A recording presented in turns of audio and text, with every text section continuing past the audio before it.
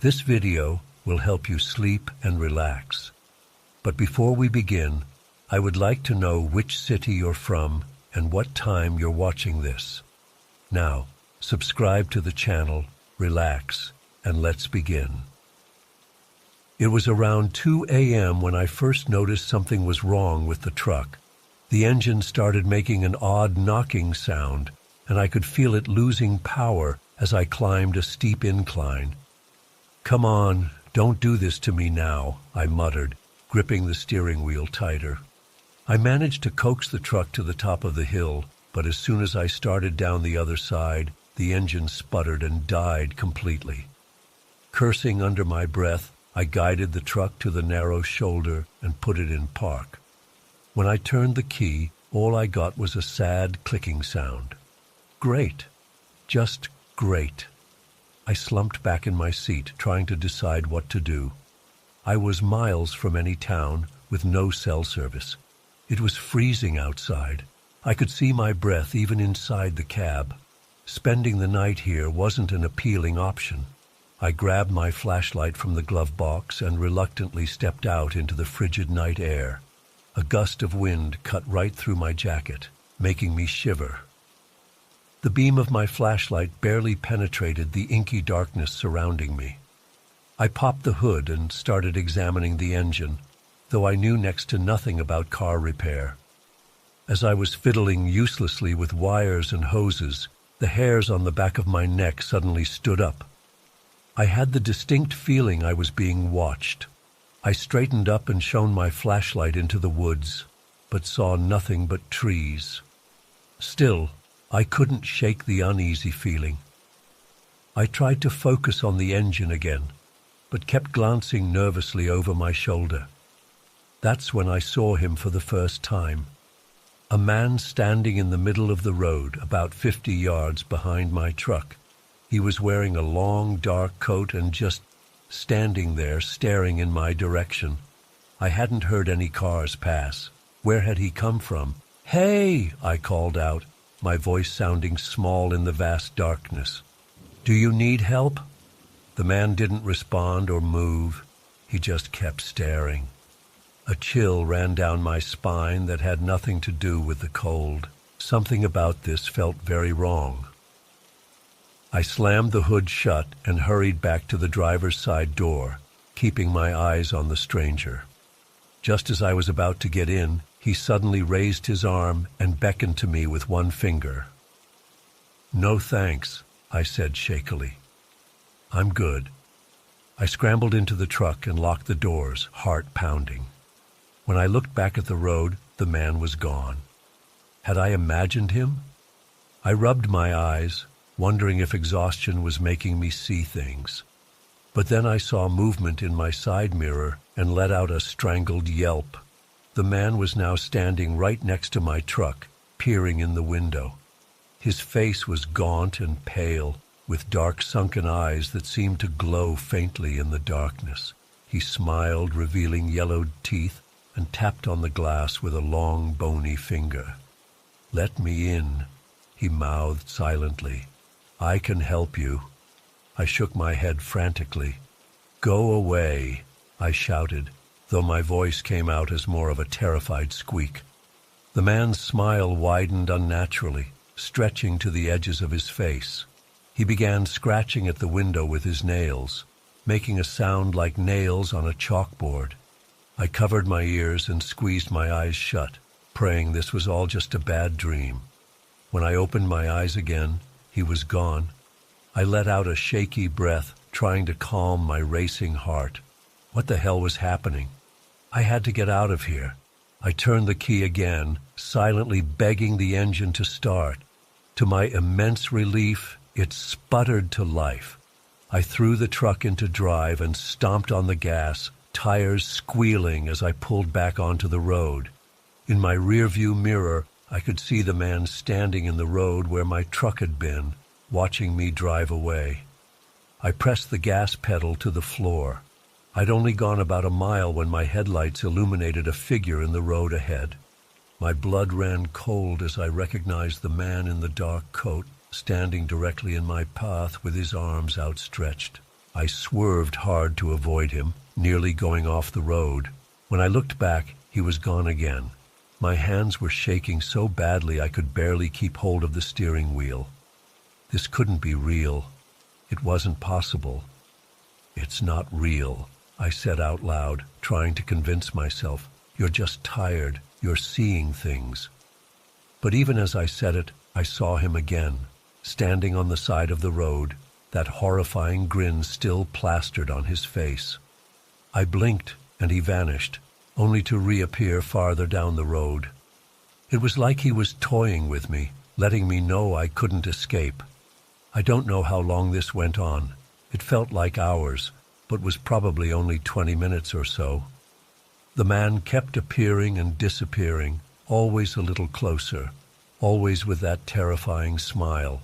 Sometimes he'd reach out for the truck as I sped past. Once I swear I felt icy fingers brush the back of my neck, but when I whipped my head around, the back seat was empty. I was in full panic mode now, driving way too fast on the twisting mountain road. Tears streamed down my face as I pleaded with the universe to let this nightmare end. I didn't even know where I was going anymore. I just knew I had to get away. As I came flying around a sharp curve, my headlights suddenly illuminated a "Welcome to Pine Creek" sign. I'd never been so happy to see a town in my life. I screeched to a halt in front of the first building I saw, a small 24-hour diner. I threw myself out of the truck and ran inside, probably looking like a complete maniac. There were only two people there, an older waitress behind the counter and a trucker sitting in a booth. "Are you all right, hon?" the waitress asked, looking concerned. "You're white as a sheet." I collapsed into the nearest seat, my whole body trembling. "There was a man," I stammered. "On the road. He kept appearing. It wasn't possible. I don't know how." I burst into tears, all the fear and adrenaline finally overwhelming me. The waitress hurried over and put a comforting hand on my shoulder. "It's okay. You're safe now. Why don't I get you some coffee and you can tell us what happened?" Over the next hour, I recounted my terrifying experience to the waitress and the trucker. They exchanged worried glances as I talked. "I've heard stories about that stretch of road," the trucker said when I finished. "Lots of folks report seeing strange things out there at night. Some say it's the ghost of a man who froze to death out there years ago. He tries to lure in drivers to share his fate." I shuddered. Ghost or not, I am never driving that road again, especially not at night. The waitress insisted I stay until morning, which I gladly agreed to. When the sun came up, I got back in my truck and drove home, sticking to busy highways the whole way. It's been years, but I still get chills thinking about that night. I've never been able to explain what I saw. Was it a ghost? A hallucination? Some kind of demon? I don't know. But sometimes I still dream about that pale face and those glowing eyes. And I know I'll never forget the night I was stalked by the man on the icy mountain road.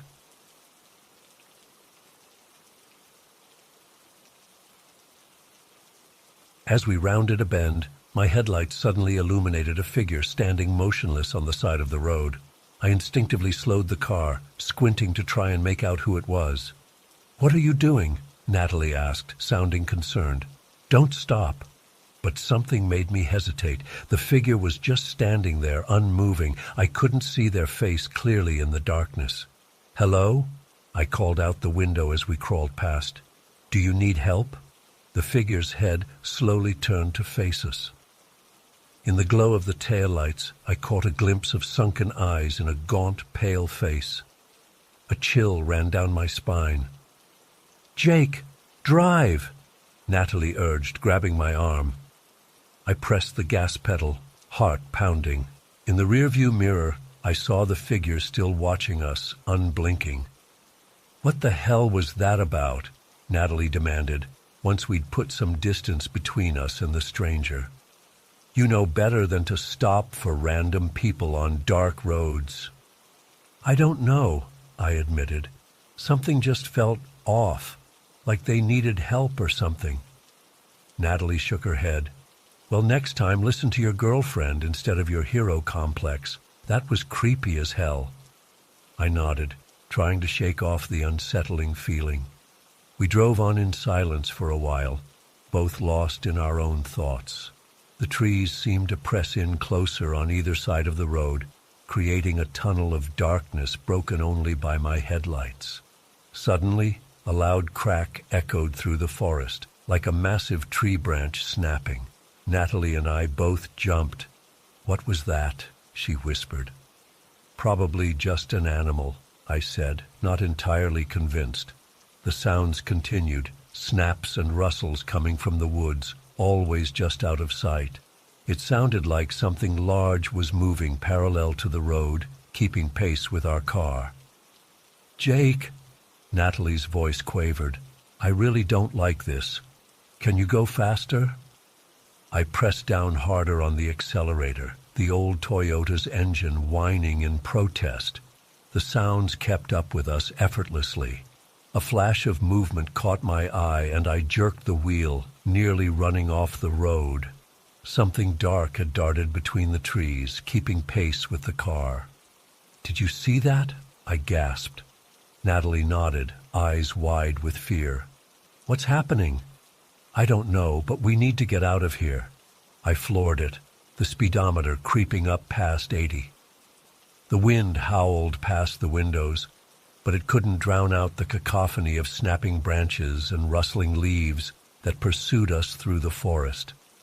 Out of the corner of my eye, I kept seeing fleeting glimpses of shadowy figures flitting between the trees.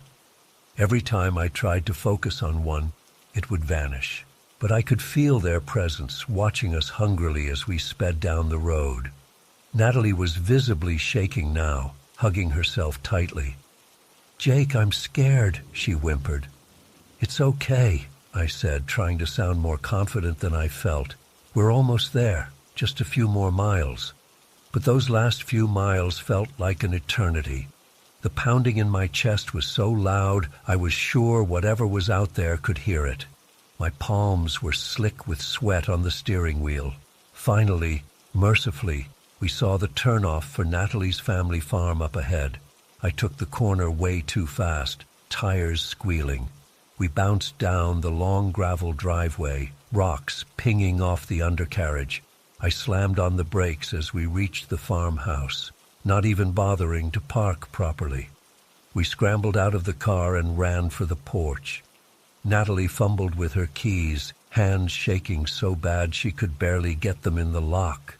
"Hurry!" I hissed, glancing back at the trees lining the property. Shadows seemed to writhe and dance at the edge of the forest.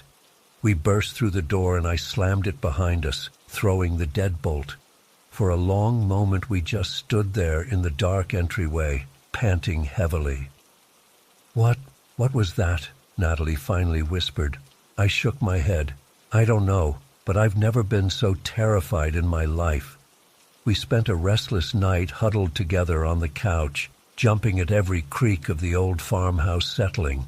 I kept expecting to see pale faces peering in through the windows, but nothing came. When morning finally dawned, the forest looked perfectly normal and peaceful, but we both knew what we had experienced. The memory of that night stayed with us, tainting what should have been a relaxing country getaway. We barely spoke during the drive back to the city on Sunday, both lost in our own thoughts, processing what had happened. I took a different route home, adding an hour to the trip just to avoid that stretch of road. It's been months now, but I still think about that night constantly. What was out there in those woods? What would have happened if we'd broken down, or if I'd gotten out of the car to help that stranger? Sometimes I wonder if I imagined it all. The pursuit through the forest, the shadowy figures. But then I look at Natalie and see the same haunted look in her eyes. She was there. She saw it too. We've been back to visit her family a few times since then. We always take the long way around now, but even seeing those woods in the distance sends a shiver down my spine. I can feel eyes on us, watching and waiting. I don't know if we'll ever understand what happened that night. Part of me doesn't want to know, but I do know one thing. I'll never stop on a dark country road again, no matter who or what I see. Some things are better left alone in the shadows. It was late July, and we were in the midst of a brutal heat wave.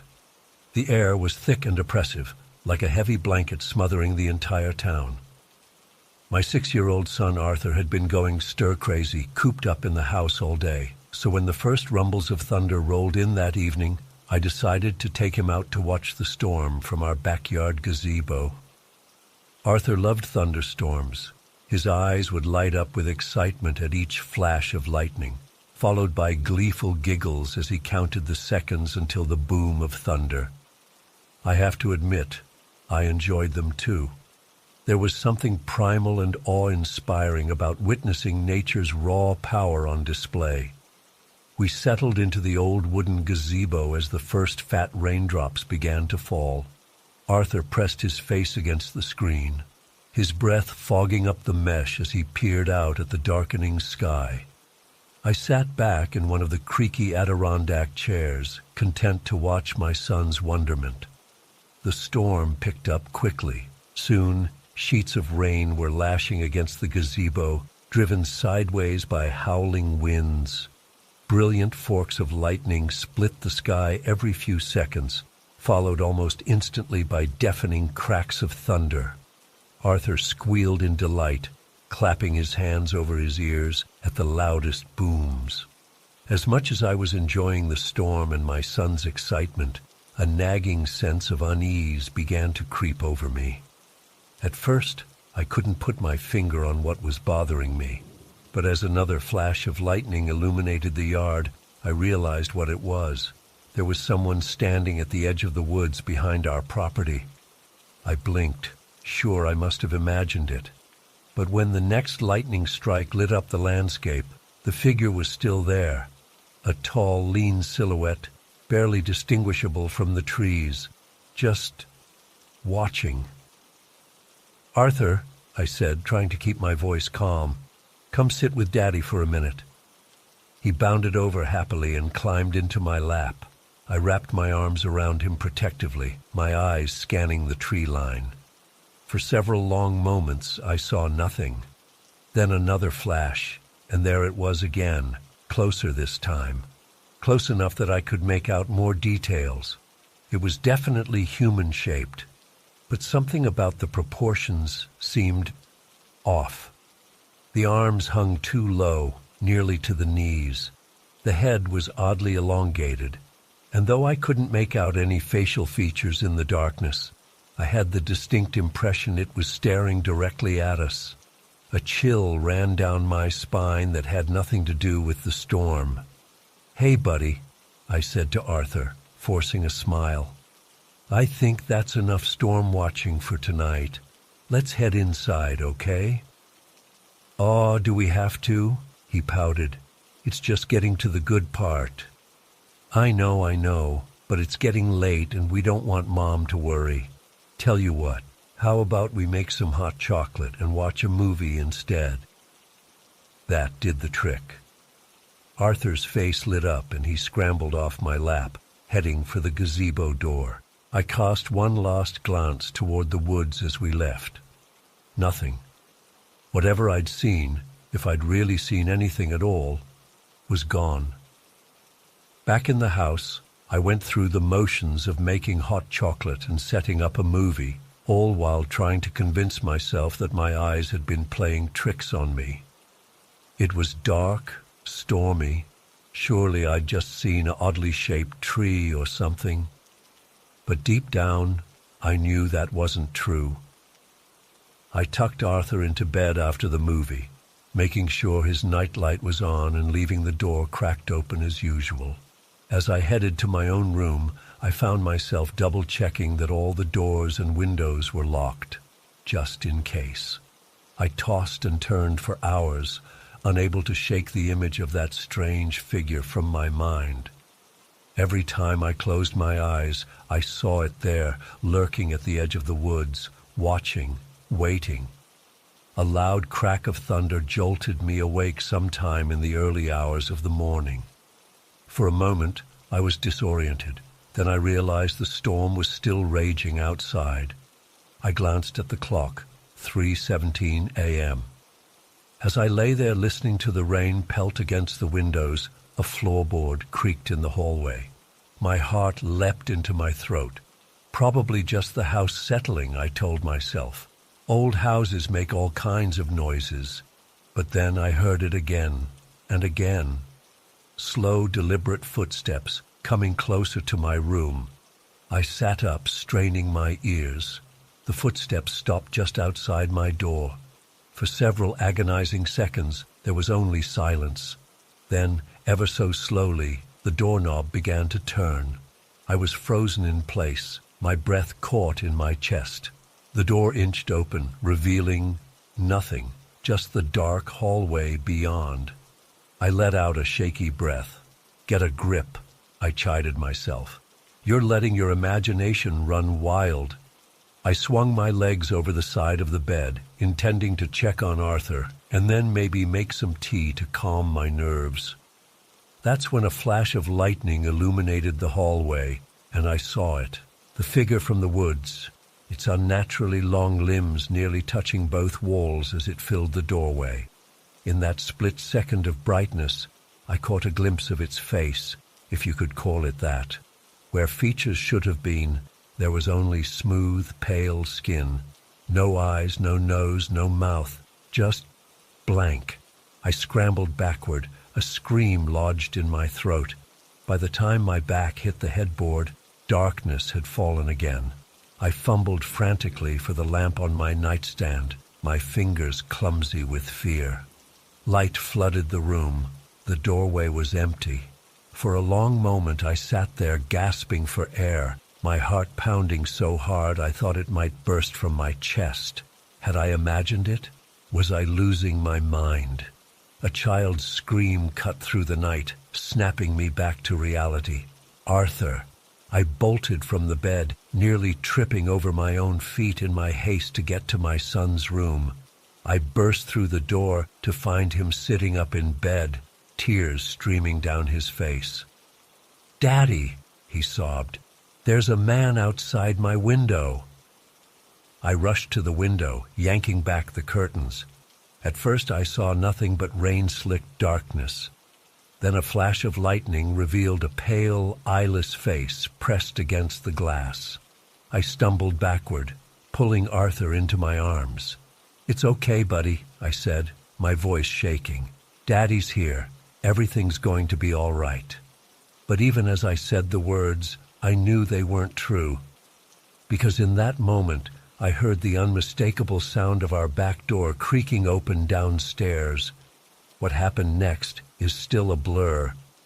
I remember grabbing Arthur and running, down the stairs, out the front door, into the storm-lashed night.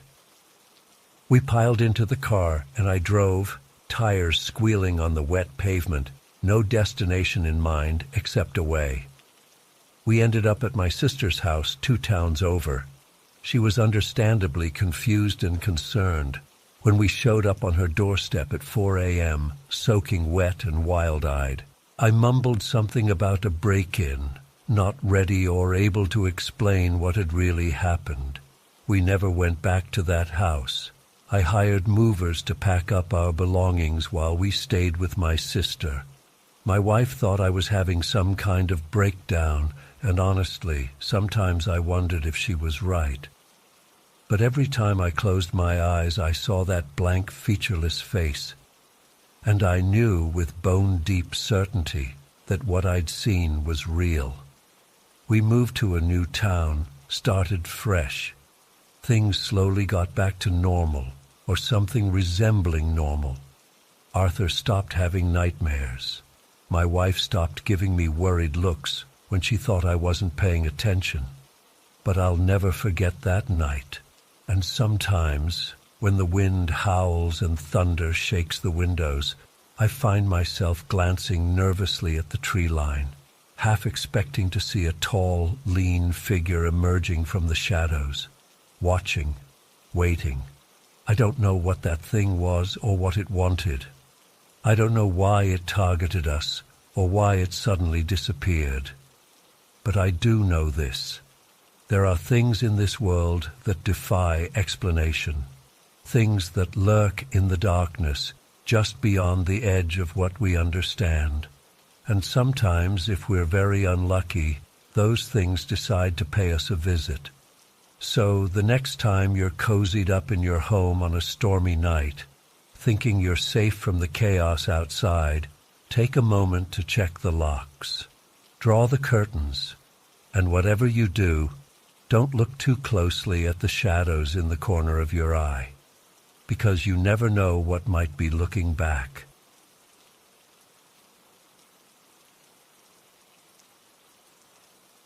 I was so excited to move into my new place. After months of searching, I'd finally found the perfect house. A charming old Victorian with lots of character. Sure, it needed some work, but I saw so much potential. The landlord gave me a great deal on the rent, too. I should have known it was too good to be true. The first few days were uneventful as I settled in and started unpacking. I loved exploring all the little quirks and details of the old house. The creaky floorboards, the ornate moldings, the antique doorknobs. It had such a rich history, and I found myself imagining all the families who must have lived here over the decades. It wasn't until about a week after moving in that I discovered the basement. I'd assumed the door in the kitchen just led to a small storage closet. But when I finally got around to opening it, I was surprised to find a steep set of stairs leading down into darkness. Curiously, I flicked on the light switch and made my way down. The basement was musty and damp, filled with cobwebs and decades' worth of dust and junk left behind by previous tenants. Old furniture, broken appliances, stacks of moldering cardboard boxes. As I picked my way through the clutter, something caught my eye. A section of wall that looked slightly different from the rest. Brushing away cobwebs, I ran my hand along the surface and felt a slight give. My heart started racing as I realized there was a hidden door, perfectly camouflaged to blend in with the surrounding wall. With trembling fingers, I searched for some kind of latch or handle. Finally, I felt a small notch and pulled. The door swung open with a groan, revealing a dark passageway beyond. A chill ran down my spine, but my curiosity got the better of me. Pulling out my phone for light, I ducked through the doorway and found myself in a narrow, dank corridor that seemed to stretch on into blackness. I don't know how long I walked, but it felt like the passageway went on forever, twisting and turning. Just as I was about to give up and turn back, I came to another door, this one heavy and wooden, with an old-fashioned iron lock. My hands were shaking as I tried the handle, but it was locked tight. I should have left well enough alone. I should have turned around and forgotten all about it, but something compelled me to keep going. I ran back upstairs and grabbed a set of lockpicks I had, don't ask, then hurried back down to the mysterious door. It took some fiddling, but eventually I heard a satisfying click as the lock gave way. Taking a deep breath, I pushed the door open. The hinges creaked ominously as it swung inward, revealing a small, dimly lit room beyond. And there, sitting in the center of the room in an old wooden rocking chair, was a little girl. My blood ran cold. She looked to be about 8 or 9 years old, with long dark hair and a tattered white dress. But her skin was deathly pale, almost translucent, and her eyes, God, her eyes, they were completely black, like empty voids staring into my soul. I stood frozen in the doorway, unable to move or speak. The girl's head slowly turned towards me, her black eyes locking onto mine. And then, in a voice that sounded like it came from the grave, she spoke. "Why did you leave me?" A jolt of terror shot through me. I stumbled backwards, slamming the door shut and running blindly back through the passageway. I didn't stop until I was back upstairs in the kitchen, gasping for breath and trying to convince myself it had all been a hallucination. But I knew deep down it was real. And over the next few days, strange things started happening around the house. Objects would move on their own when I wasn't looking. I'd catch glimpses of a small figure darting just out of sight. At night, I'd wake up to the sound of a child's laughter echoing through the halls. And always, I felt those black eyes watching me, judging me, accusing me. I tried to go about my normal routine, telling myself I was just stressed and imagining things. But the incidents kept escalating. One morning I woke up to find childish drawings covering my bedroom walls, stick figures of a little girl and an adult, over and over again. Another day, all the photos in the house had been turned to face the wall. The final straw came about a week after my encounter in the basement. I was in the kitchen making dinner when I heard a quiet voice behind me. "Why did you leave me, Daddy?" I whirled around to find the ghostly girl standing there, her black eyes boring into me. Before I could react, every cabinet door in the kitchen suddenly flew open, dishes and glasses exploding outwards in a deafening crash. I ran. I didn't even stop to grab any of my belongings. I just ran out of that house and didn't look back. I called the landlord from a motel that night and told him I was breaking the lease, that he could keep my security deposit. He didn't even seem surprised. It's been months now, and I still have nightmares about those black eyes and that accusing voice. I've tried researching the history of the house, looking for any clues about who that little girl might have been. But I've found nothing concrete, just vague rumors about past tenants experiencing strange phenomena and whispered stories of tragedy and loss. I don't know if I'll ever understand what really happened in that basement. Was it truly a ghost, some kind of demonic entity, or just a manifestation of my own buried guilt and trauma? All I know is that I'll never set foot in that house again, and I'll always wonder, who was that little girl, and why did she think I had abandoned her? Sometimes late at night, when the shadows grow long and the world feels thin, I swear I can still hear her voice echoing in my mind. Why did you leave me? It's a question that will haunt me for the rest of my days. As I rounded a sharp curve, my headlights suddenly illuminated a figure standing in the middle of the road. I slammed on the brakes, heart pounding as I skidded to a stop just inches from hitting the person. It was a man, dressed entirely in white. He stood perfectly still, facing away from me, seemingly oblivious to the fact that he'd nearly been run over. "Hey!" I called out, rolling down my window. "Are you okay? Do you need help?" The man didn't respond or even turn around. I honked my horn, but he remained motionless. A chill ran down my spine. Something about this didn't feel right.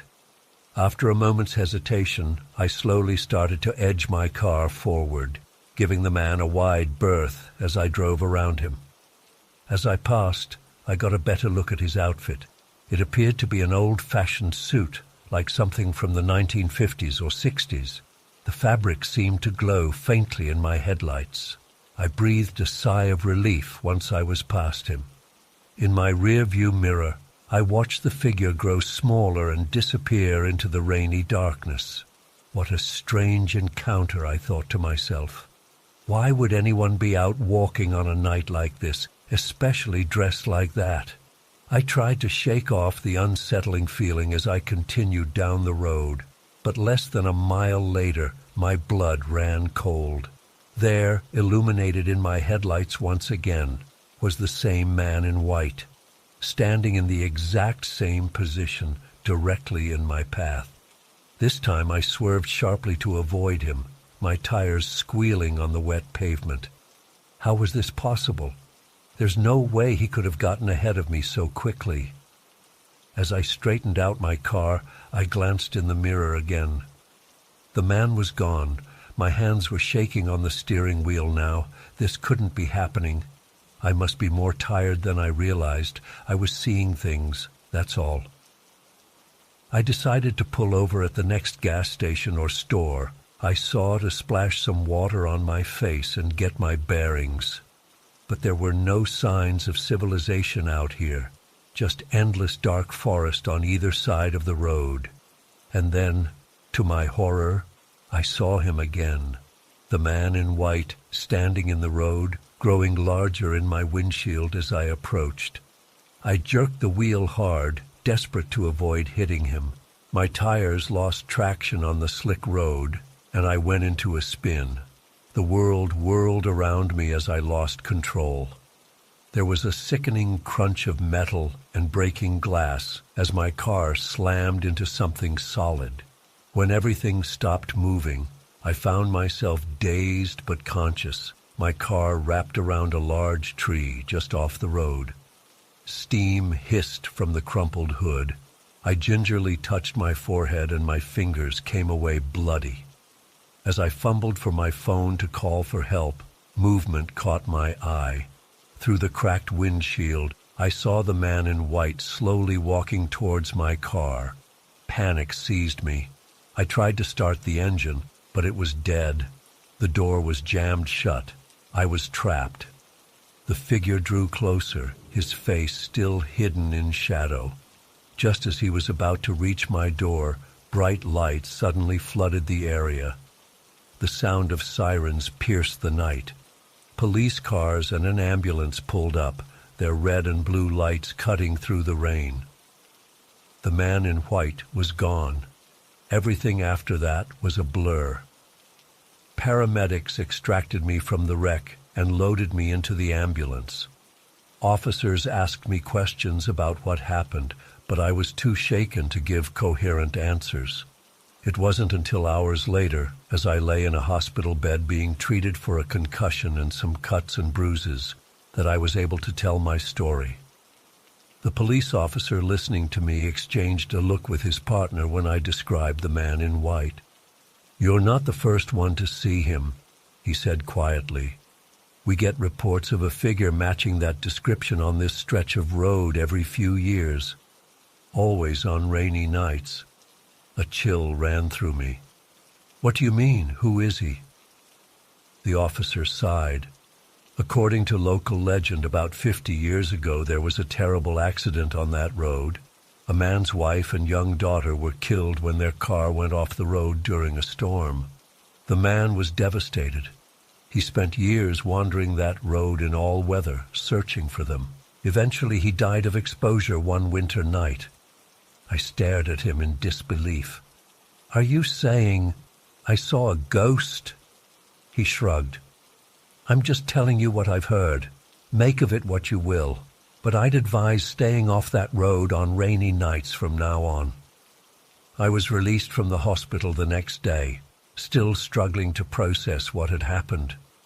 Part of me wanted to dismiss it all as a hallucination brought on by fatigue and the poor driving conditions, but I couldn't shake the memory of that glowing white suit, the unnatural stillness of the figure, the way he seemed to appear out of nowhere again and again. In the weeks that followed, I found myself obsessively researching the history of that road. I scoured old newspaper archives and talked to longtime residents of the area. Gradually, I pieced together more of the story. The man's name was Edward Carlyle. He had been driving home with his wife Margaret and 6-year-old daughter Emily on a stormy night in 1972 when tragedy struck. Their car hydroplaned and went off the road, plunging into a deep ravine. Edward survived, but Margaret and Emily were killed instantly. Consumed by grief and guilt, Edward became convinced that his family's spirits were still out there somewhere. He would spend hours walking up and down that stretch of road, calling their names, begging for a sign. People in town started avoiding him, disturbed by his erratic behavior. As the years went by, Edward's obsession only grew. He lost his job, his home, everything. But still he persisted in his nightly vigils on that lonely road, until one bitter January night in 1978, when his body was found frozen in a ditch.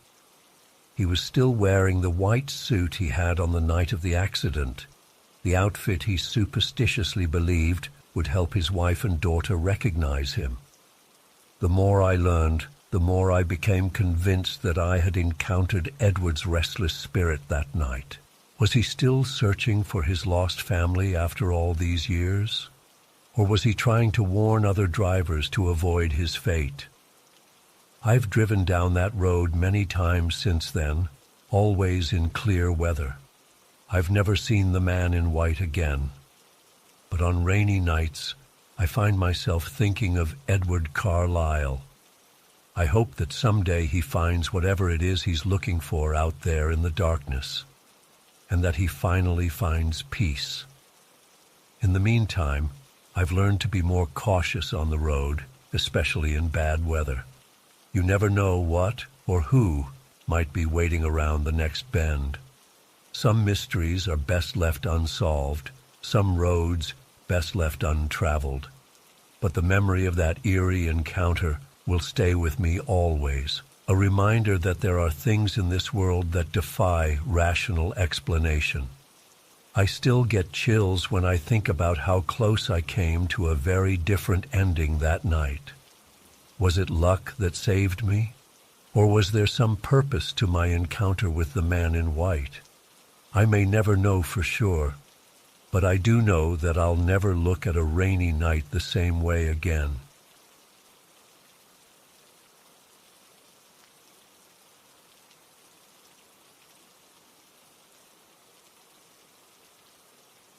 I recently moved into an old house on Maple Street, thinking it would be the perfect place to start fresh and build a new life. Little did I know that this seemingly charming home would soon become the setting for a series of unexplainable and downright terrifying events that would challenge everything I thought I knew about the world. It all started on my first night in the house. I was unpacking boxes in the living room when I heard a faint creaking sound coming from the basement. At first, I brushed it off as just the house settling, but as the night wore on, the sound became more persistent. It was a rhythmic creaking, almost like someone was gently rocking back and forth. Curiosity got the better of me, and I decided to investigate.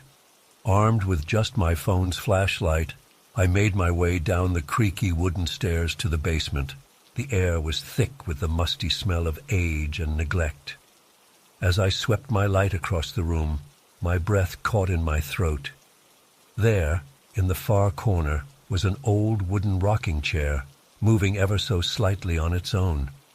I approached it cautiously, my heart pounding in my chest.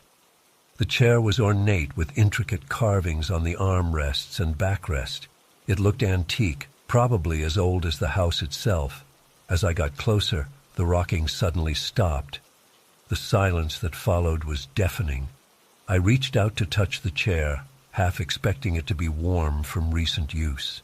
Instead, it was ice cold, sending a shiver down my spine. I quickly retreated upstairs, trying to rationalize what I'd seen. Maybe it was just a draft, I told myself. Old houses are full of quirks, right? The next day, I asked my realtor about the previous owners of the house. She told me that it had belonged to a woman named Eleanor Martin, a widow who had lived there for over 5 decades before passing away peacefully in her sleep. The house had been empty for a few years before I bought it. I tried to go about my days normally, unpacking and settling in, but I couldn't shake the feeling that I wasn't alone in the house. Objects would move when I wasn't looking, doors would close on their own, and that creaking sound from the basement continued every night like clockwork. Unable to stand it any longer, I decided to get rid of the rocking chair. I lugged it up the stairs and out to the curb for the garbage collectors to take away. That night, I slept soundly for the first time since moving in, relieved to be free of the eerie presence. But my relief was short-lived. The next morning, I went down to the basement to grab some tools, and there it was. The rocking chair was back in its corner, looking as if it had never left. I stood there, frozen in disbelief. This couldn't be happening. I distinctly remembered the effort it took to carry that heavy chair up the stairs and out of the house. Panic set in, and I ran upstairs, grabbing my phone to call a friend. As I dialed, I heard the creaking again, louder this time. It was coming from upstairs. With trembling legs, I climbed the stairs, following the sound to the master bedroom. The door was ajar, and as I pushed it open, I saw her. An elderly woman, translucent and glowing with a soft blue light, was sitting in the rocking chair. She turned to look at me, her eyes sad but kind. I wanted to run, to scream, but I was rooted to the spot. "Hello," she said, her voice echoing as if from a great distance. "I'm Eleanor. I hope you don't mind that I brought my chair back. It's been with me for so long, you see." I couldn't believe what I was seeing or hearing. A ghost, an actual ghost, was talking to me. I'm sorry," I stammered. "I didn't know." Eleanor smiled gently. "Of course you didn't, dear. How could you? I should be the one apologizing. I didn't mean to frighten you. This house, it's been my home for so long. I'm not quite ready to leave it yet." As we talked, I began to understand. Eleanor had lived a long, happy life in this house.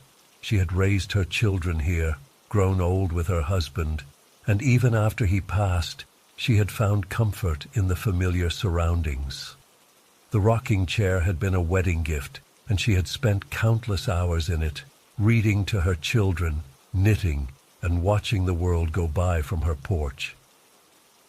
"I know it's not my home anymore," Eleanor said softly, "but I hoped I could stay just a little longer, to watch over the place, to make sure it's cared for."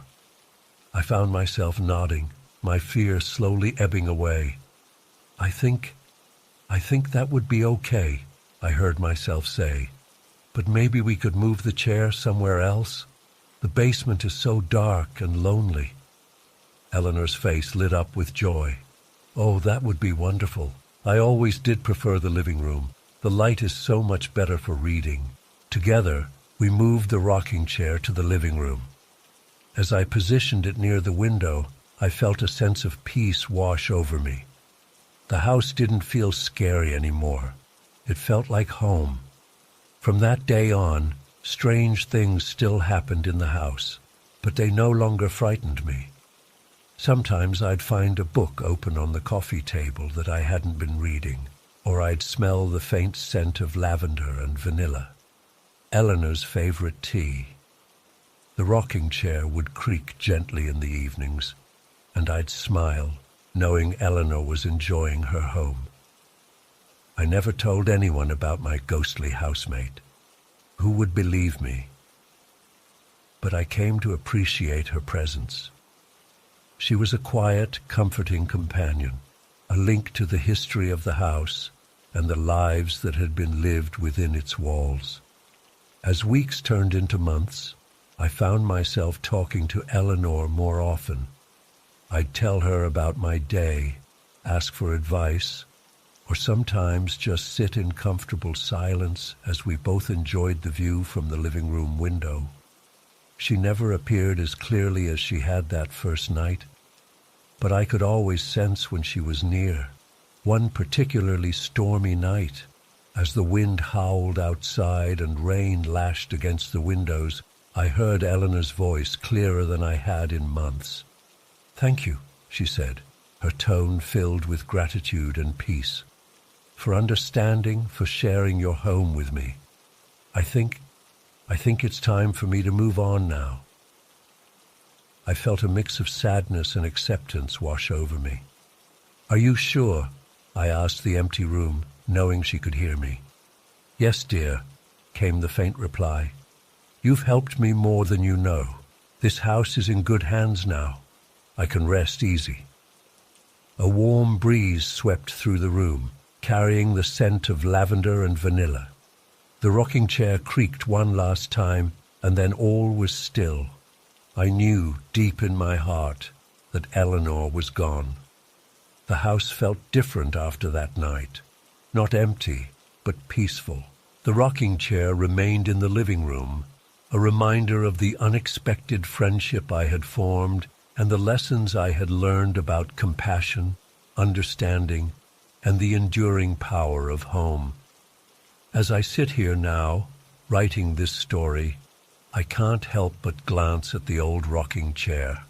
It hasn't moved on its own since that night, but sometimes when the light hits it just right, I swear I can see Eleanor's smile reflected in the polished wood, and I smile back, grateful for the ghost who taught me that sometimes the most extraordinary experiences can come from the most ordinary places.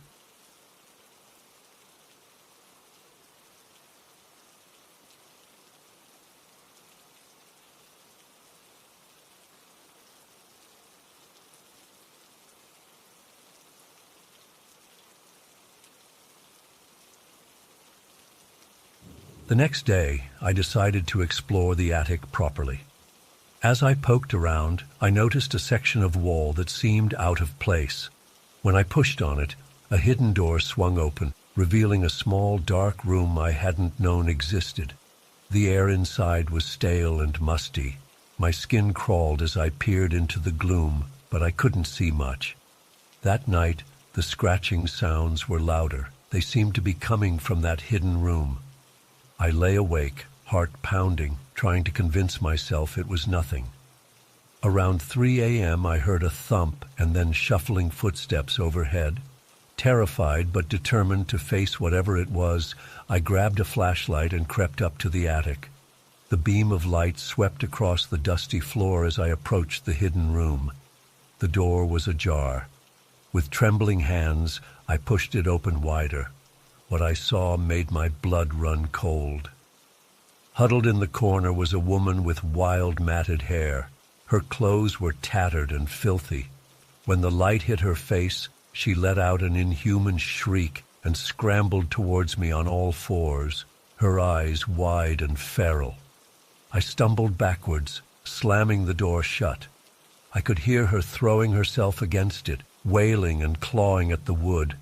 I ran downstairs and out of the house, spending the rest of the night in my car. When morning came, I called the police. They searched the entire house but found no trace of the woman. The hidden room was empty with no signs anyone had been living there. They clearly thought I was crazy or drunk. I insisted on what I'd seen, but they just exchanged looks and said they'd keep an eye on the property. I couldn't bring myself to stay another night. I packed up my essentials and checked into a motel. Over the next few days, I went back during daylight hours to gather the rest of my things.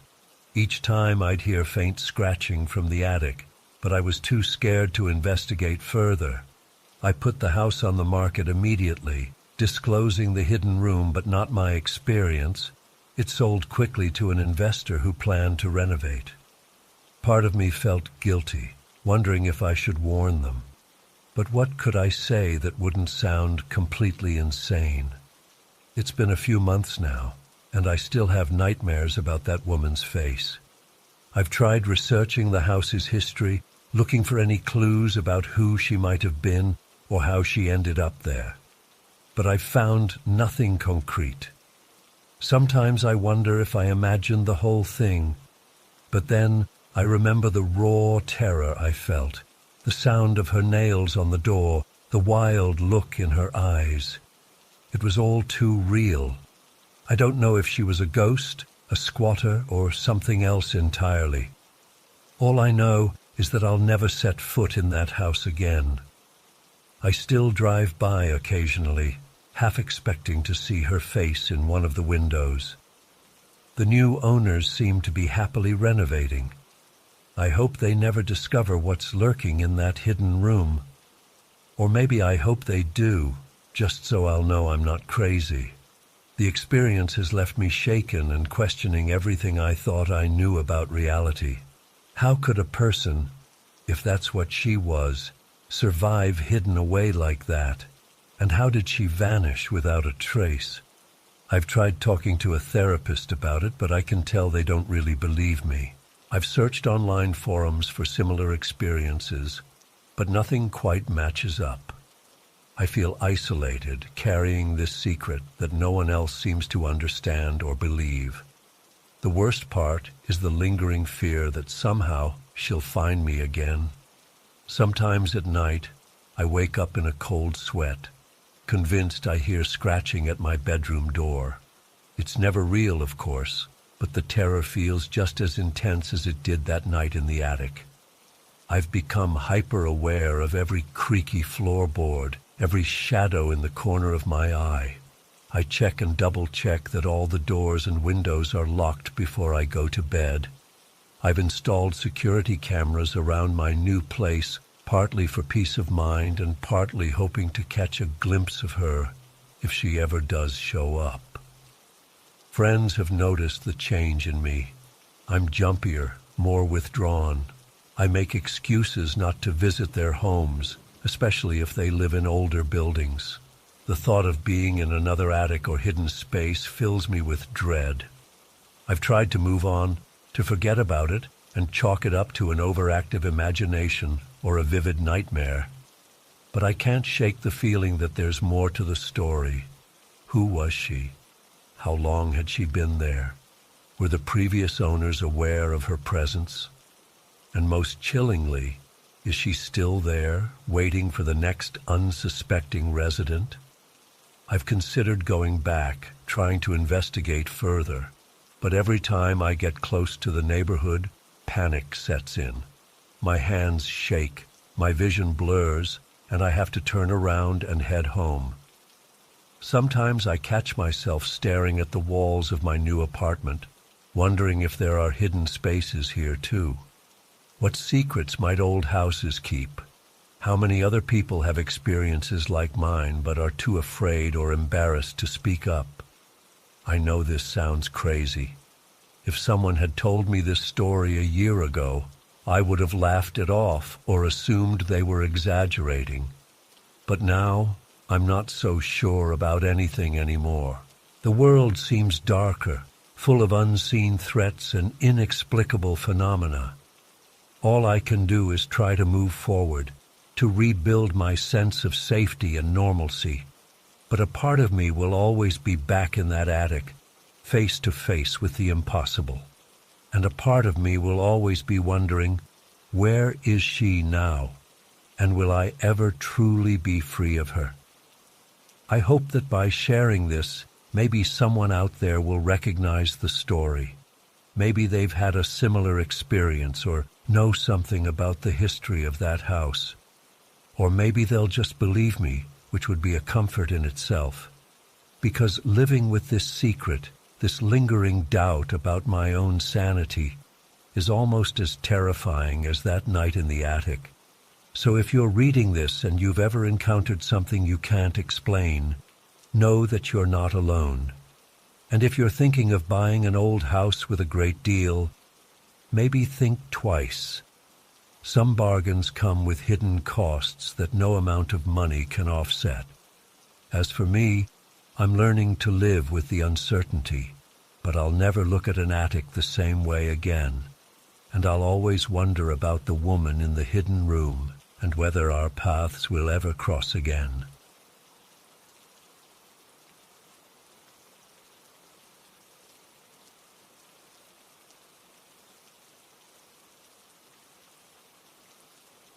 The day we moved in, we were eager to start exploring every nook and cranny of our new place.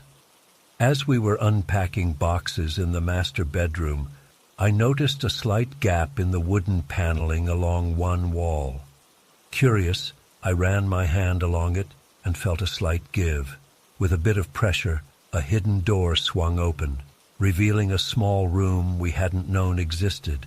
Jack and I exchanged shocked looks before peering inside. It was a tiny space, maybe 6 feet by 8 feet with no windows. A thick layer of dust covered everything. The air felt heavy and stale, like it hadn't been disturbed in decades.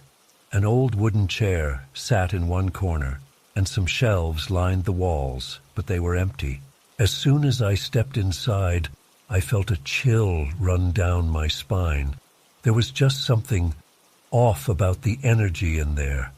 I can't explain it, but every instinct was screaming at me to get out. Jack must have felt it too, because he quickly suggested we close it back up and deal with it later. We tried to brush it off and focus on unpacking, but I couldn't shake the uneasy feeling. That night, I had trouble sleeping. I kept imagining I heard faint noises coming from behind the wall, scratching sounds, whispers. I told myself it was just an old house settling, but deep down, I knew it was something more. Over the next few weeks, strange things started happening with increasing frequency. Objects would be moved from where we left them. We'd hear footsteps in the hallway when we were the only ones home. The temperature would suddenly drop in certain rooms for no reason. I started to dread being alone in the house. Even with Jack there, I constantly felt like I was being watched. Out of the corner of my eye, I'd catch glimpses of movement, only for nothing to be there when I turned to look. One night, things escalated dramatically. I woke up around 3 a.m. with an overwhelming sense of dread. As I lay there trying to calm my racing heart, I heard slow, heavy footsteps coming down the hall towards our bedroom. I was paralyzed with fear, unable to wake Jack or even turn my head to look. The footsteps stopped right outside our door. I squeezed my eyes shut, praying whatever it was would go away. After what felt like an eternity, I heard the doorknob slowly turning. Gathering all my courage, I forced myself to open my eyes and look. There, silhouetted in the doorway, was a tall, dark figure. It was pitch black, like a shadow given form. I couldn't make out any features, just an oppressive, malevolent presence. I tried to scream, but no sound came out. Suddenly, Jack stirred beside me.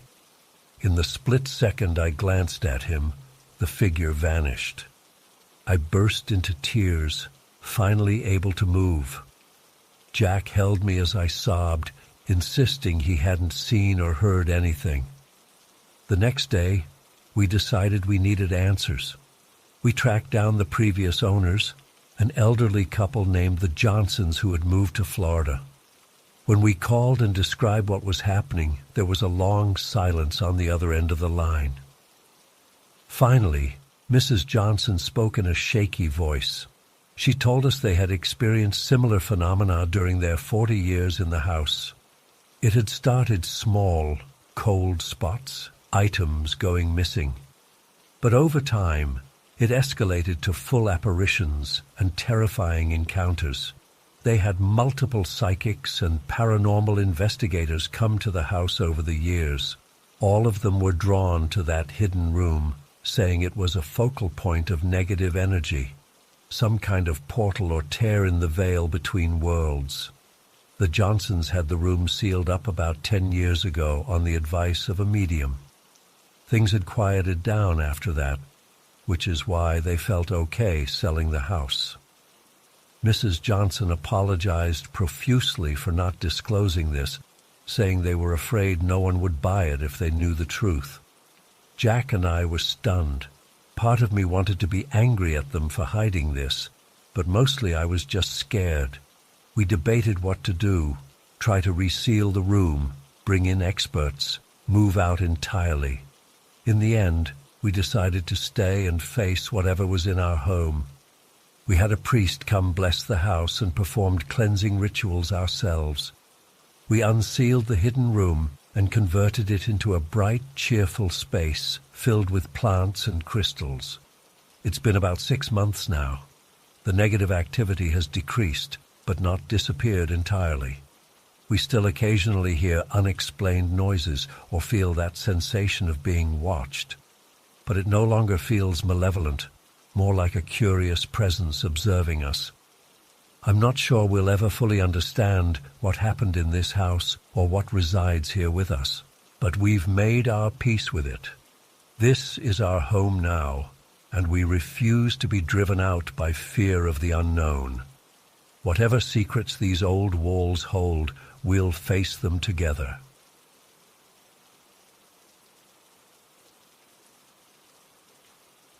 It all started on what should have been just another boring Tuesday at work.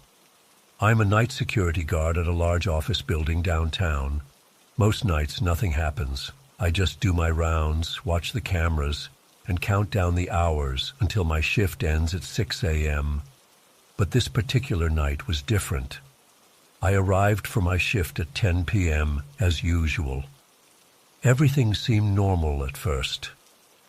I chatted with the day guard for a few minutes as he was leaving, then settled in at the security desk to start my night. Around midnight, I decided to do my first round of the building. I grabbed my flashlight and keycard and headed for the elevator. As I was riding up to start on the top floor, I had this weird feeling come over me, like a chill down my spine. I shook it off, figuring it was just the usual creepiness of being alone in a big empty building at night. I started my rounds on the 20th floor, shining my light down the dark hallways and checking that all the office doors were locked.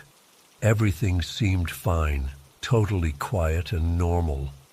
But as I made my way down to the 19th floor, that's when things started to get strange. As soon as I stepped off the elevator, I heard what sounded like footsteps coming from down the hall.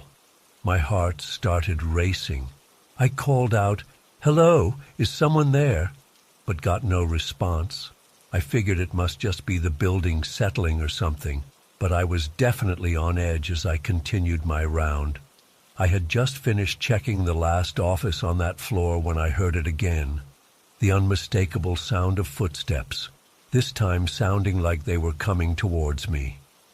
I spun around, shining my light down the hallway, but there was nothing there, just darkness. At this point, I was seriously freaked out. I speed-walked to the elevator, mashing the button repeatedly until the doors finally opened. As they were closing, I swear I saw a shadow move at the end of the hall. I tried to tell myself it was just my imagination, but deep down, I knew something wasn't right. I decided to skip the rest of my rounds and head back to the security desk. I needed to check the cameras and see if they had picked up anything. As I was reviewing the footage, my blood ran cold. There, on the feed from the 19th floor, I saw a dark figure dart across the screen. It was only for a split second, but it was unmistakable. I rewound and watched it again in slow motion. The figure looked human-shaped, but there was something off about its movements. Too fluid, almost gliding rather than walking, and its proportions seemed wrong somehow, like its limbs were too long. I sat there frozen, unsure what to do. Should I call the police? My supervisor? I didn't want to seem crazy, but I knew what I saw. As I was debating what to do, the lights in the security office suddenly flickered and went out. I fumbled for my flashlight with shaking hands. As the beam cut through the darkness, I nearly screamed. There, reflected in the black computer screen in front of me, was a face, but not a human face. It was pale and distorted, with huge black eyes and no visible mouth. I spun around, but there was nothing behind me. When I looked back at the screen, the face was gone. I ran out of that office so fast I nearly tripped over my own feet. I made it to the lobby and out the front doors, gasping for air. I called my supervisor from my cell phone, trying to explain what happened between panicked breaths. He clearly thought I was losing it, but said he'd send someone to relieve me and check things out. I waited outside, not daring to go back in that building. The relief guard showed up about 30 minutes later. I gave him a quick rundown of what happened, though I could tell from his face that he didn't believe me. He went inside to do a sweep of the building while I waited by my car, still too shaken to leave. After what felt like forever, he came back out.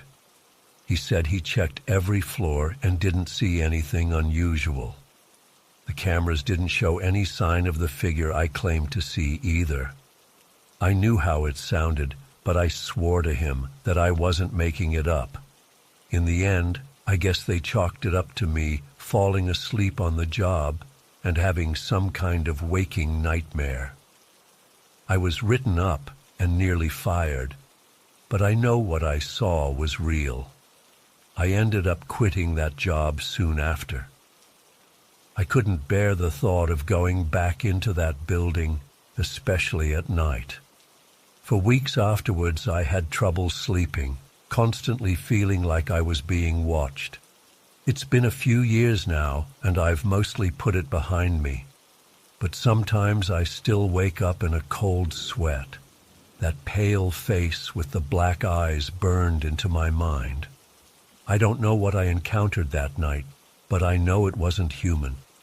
And I have a feeling that whatever it was, it's still there in that building, waiting in the shadows. I've tried to rationalize it, to convince myself it was all in my head. But deep down, I know the truth. Something impossible and terrifying happened to me that night. And the scariest part is not knowing why. Why me?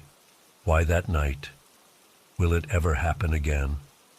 I still avoid that part of downtown if I can help it. Just driving past that building gives me chills. I've thought about trying to research if anything like this has happened to anyone else there, but part of me is afraid of what I might find out. So I guess I'm sharing this as a warning. If you work nights, especially alone in big empty buildings, be careful. Keep your eyes open and trust your instincts. Because there are things out there in the darkness that we can't explain. Things that shouldn't exist, but somehow do. I don't expect anyone to believe me. Hell, most days I have trouble believing it myself. But I know what I experienced was real. And I'll never forget that face in the darkness, or the way it made me feel, like I was staring into something ancient and alien and utterly malevolent. Sometimes I wonder if it would have been better not to run, to have stayed and tried to communicate with whatever it was. But then I remember those eyes, that distorted face, and I know I made the right choice. Some mysteries are better left unsolved. I still have nightmares sometimes. In them, I'm back in that building, walking those dark halls. But this time when I turn around, the figure is right there in front of me. And as those impossibly long arms reach for me, I always wake up screaming. I've tried therapy, medication, meditation, anything to try to process what happened and move on. But nothing has fully erased the memory or the fear. I guess some experiences just change you forever, leaving scars that never fully heal. So that's my story. Believe it or don't, it's up to you. But next time you're alone in a dark, quiet place and you get that feeling of being watched, just remember my words. And whatever you do, don't look behind you, because you never know what might be lurking in the shadows, waiting.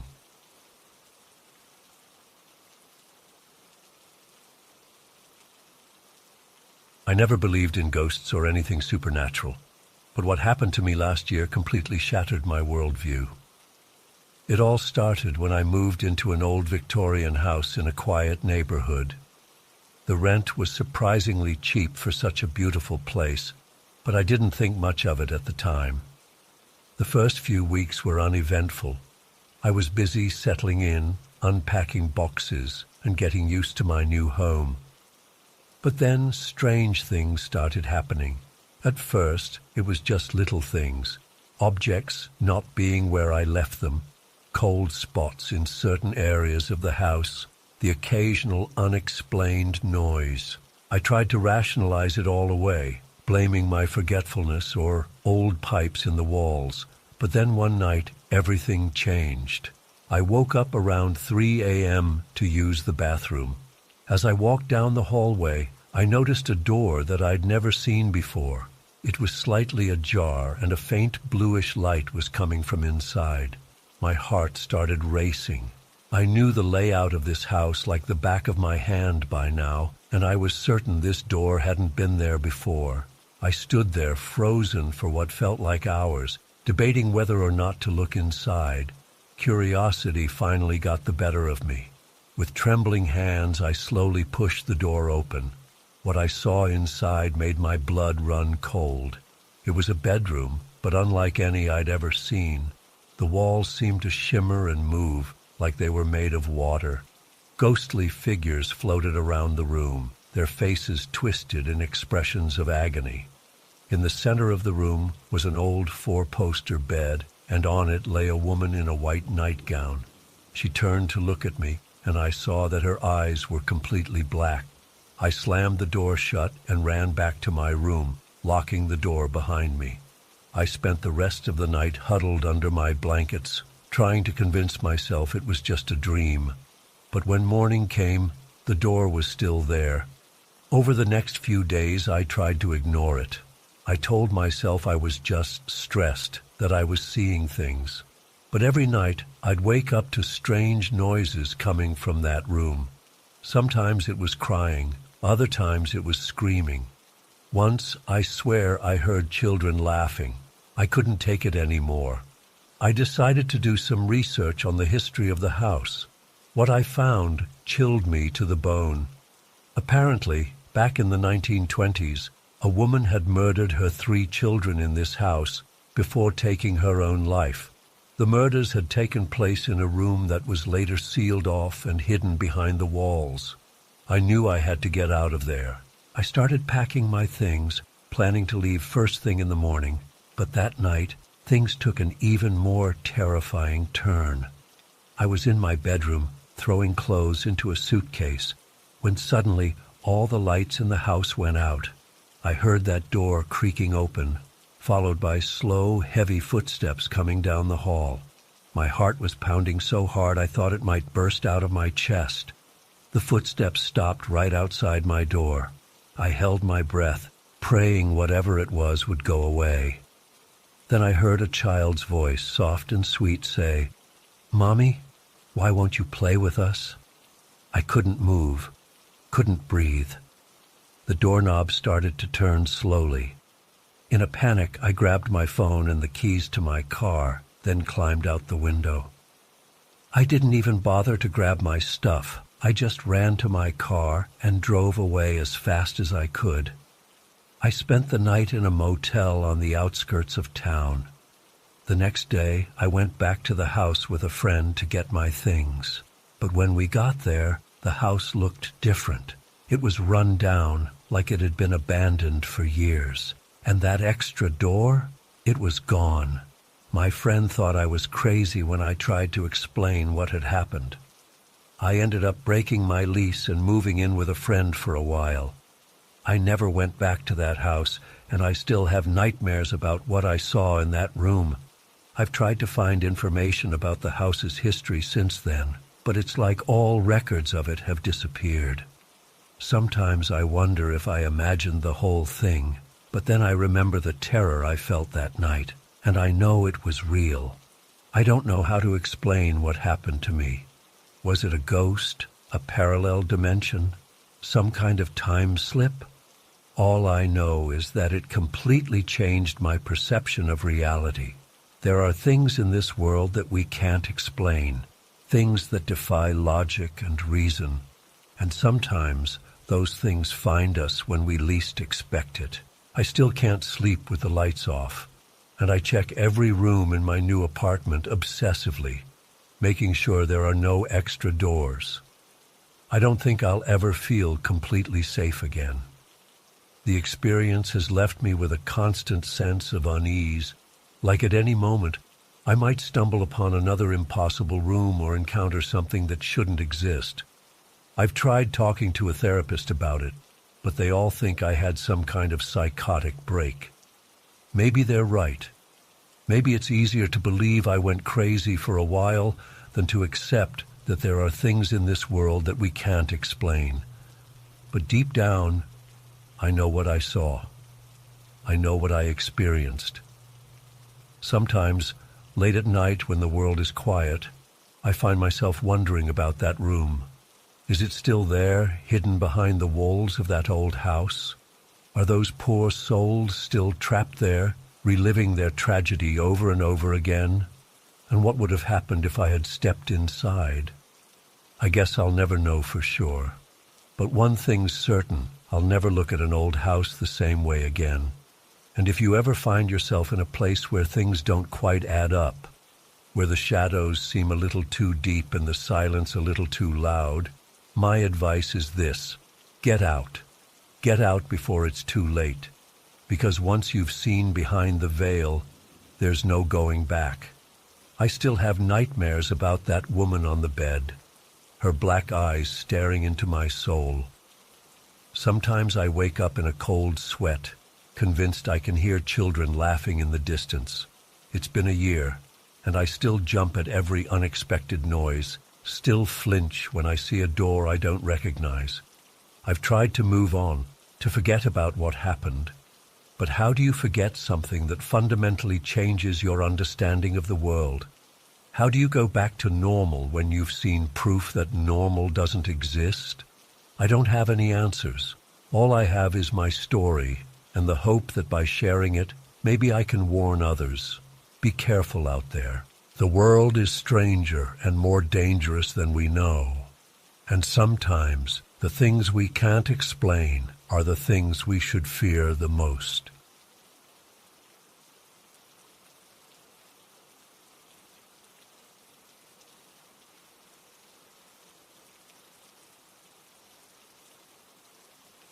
I never thought a simple piece of furniture could terrify me so much. But after what happened that day in my basement, I don't think I'll ever look at chairs the same way again. It was just an ordinary Saturday morning. I had planned to finally tackle cleaning out the basement, a chore I'd been putting off for months. As I made my way down the creaky wooden stairs, flicking on the dim overhead light, I was greeted by the usual musty smell and cluttered mess of cardboard boxes and old junk. I got to work sorting through things, creating piles to keep, donate, or throw away. After a couple hours, I had made decent progress and decided to take a break for lunch. As I turned to head back upstairs, something caught my eye in the far corner of the basement. There, partially hidden behind some boxes, was an old wooden rocking chair I didn't recognize, which was odd because I thought I knew every item we had stored down here. It looked antique, with intricate carvings on the arms and legs. The wood was dark and weathered. Curious, I walked over to get a closer look. As I approached, a chill ran down my spine. Something about the chair just felt off. I couldn't explain it, but looking at it made me deeply uneasy. Still, I reached out to touch it, telling myself I was being silly. The moment my fingers made contact with the smooth wood, I felt a jolt, like static electricity, but stronger. I yanked my hand back in surprise. What the hell was that?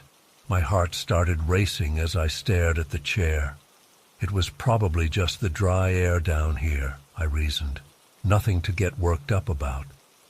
I decided to move the chair out from the corner to examine it more closely.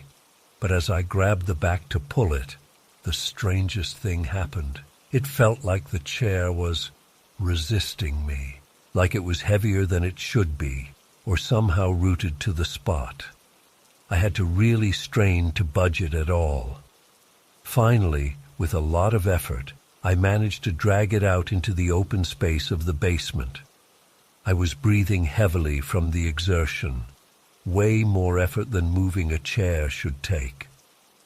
As I caught my breath, I noticed the temperature in the basement seemed to have dropped significantly.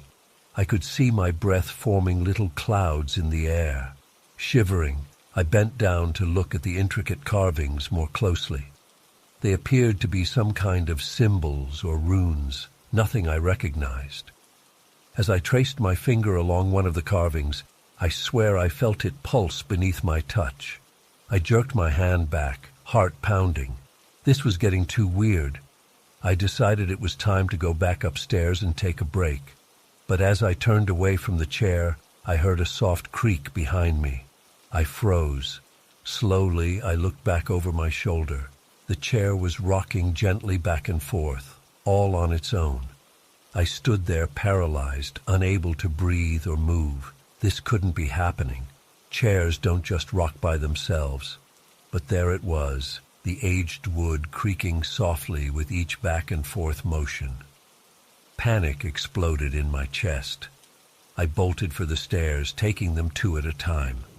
As I reached the top, I slammed the basement door shut behind me and leaned against it, gasping for air. What the actual fuck just happened? I paced around my kitchen, trying to calm down and make sense of things. There had to be a logical explanation. Maybe there was an air current down there I hadn't noticed before, or the floorboards were uneven, causing the chair to rock when I moved it. Yeah, that had to be it. After about 15 minutes, I had mostly convinced myself I was overreacting. I was just spooked from being in the dark, musty basement too long. With a deep breath, I decided to go back down and prove to myself there was nothing to be afraid of. As I opened the basement door, icy air washed over me. The hairs on my arms stood up. Shaking off my nerves, I started down the stairs, but I only made it halfway before stopping dead in my tracks. The chair was at the bottom of the stairs, facing me. A scream caught in my throat. This was impossible. I had left it in the middle of the basement floor. There's no way it could have moved on its own. I wanted to run back upstairs and never enter the basement again. But some morbid curiosity rooted me to the spot. I found myself slowly descending the rest of the stairs, heart thundering in my chest. When I reached the bottom, I stood face to face with the chair. Up close, I could see more details in the intricate carvings. They almost seemed to be moving, shifting before my eyes. I blinked hard, convinced my eyes were playing tricks on me. That's when I noticed something even more terrifying. There were scratch marks on the floor leading from where I had left the chair to its current position at the bottom of the stairs, as if it had dragged itself across the concrete. I stumbled backwards, my back hitting the wall. This couldn't be real. I had to be dreaming or hallucinating or something. Chairs can't move on their own. They can't drag themselves across floors. But even as I tried to rationalize it, a feeling of absolute dread settled over me, because somehow I knew with certainty that this was all too real. I don't know how long I stood there, frozen in fear, staring at the chair. Minutes, hours. Time seemed to lose all meaning. The only sound was my ragged breathing echoing in the stillness of the basement. Then, ever so slowly, the chair began to rock. Back and forth, the wood creaking ominously with each movement. My eyes were glued to it, unable to look away. With each forward rock, it inched closer to me. I pressed myself harder against the wall, willing myself to wake up from this nightmare. But I wasn't asleep. This was really happening. The chair was just a few feet away from me now. I could feel malevolent energy radiating from it. Whatever this thing was, it wasn't just a piece of furniture. It was alive. and it wanted something from me. As it rocked forward again, now close enough that I could have reached out and touched it, I finally snapped out of my paralysis. With a strangled cry, I launched myself towards the stairs. I took them 3 at a time, certain I could feel icy fingers grasping at my ankles. I burst out of the basement door, slamming it behind me and fumbling with trembling hands to lock it. I ran through the house, not stopping until I was outside on my front lawn. I gulped in the fresh air, trying to slow my racing heart. For the rest of the day, I couldn't bring myself to go back in the house. I sat in my car, alternatively crying and trying to convince myself I had imagined the whole thing. When my wife got home from work that evening, she found me still sitting there, wild-eyed and babbling about the chair in the basement. She didn't believe me, of course. How could she? It sounded insane, even to my own ears. But she humored me and went down to the basement to check it out. She came back up a few minutes later, confusion evident on her face. "Honey, there's no chair down there," she said gently. "Are you feeling okay? Maybe you should lie down for a bit." I pushed past her and ran down to the basement, needing to see for myself. But she was right. The chair was gone. No sign it had ever been there. No scratch marks on the floor. Nothing. In the days and weeks that followed, I questioned my sanity. Had I really imagined the whole thing? But deep down, I knew what I had experienced was real. Sometimes late at night, I swear I can hear faint creaking coming from the basement, like something rocking back and forth. I avoid going down there now if I can help it, and I find myself eyeing every chair I encounter with suspicion, half expecting it to start moving on its own. I don't know what that thing in my basement was or where it came from, but I do know one thing for certain. I'll never look at a rocking chair the same way again.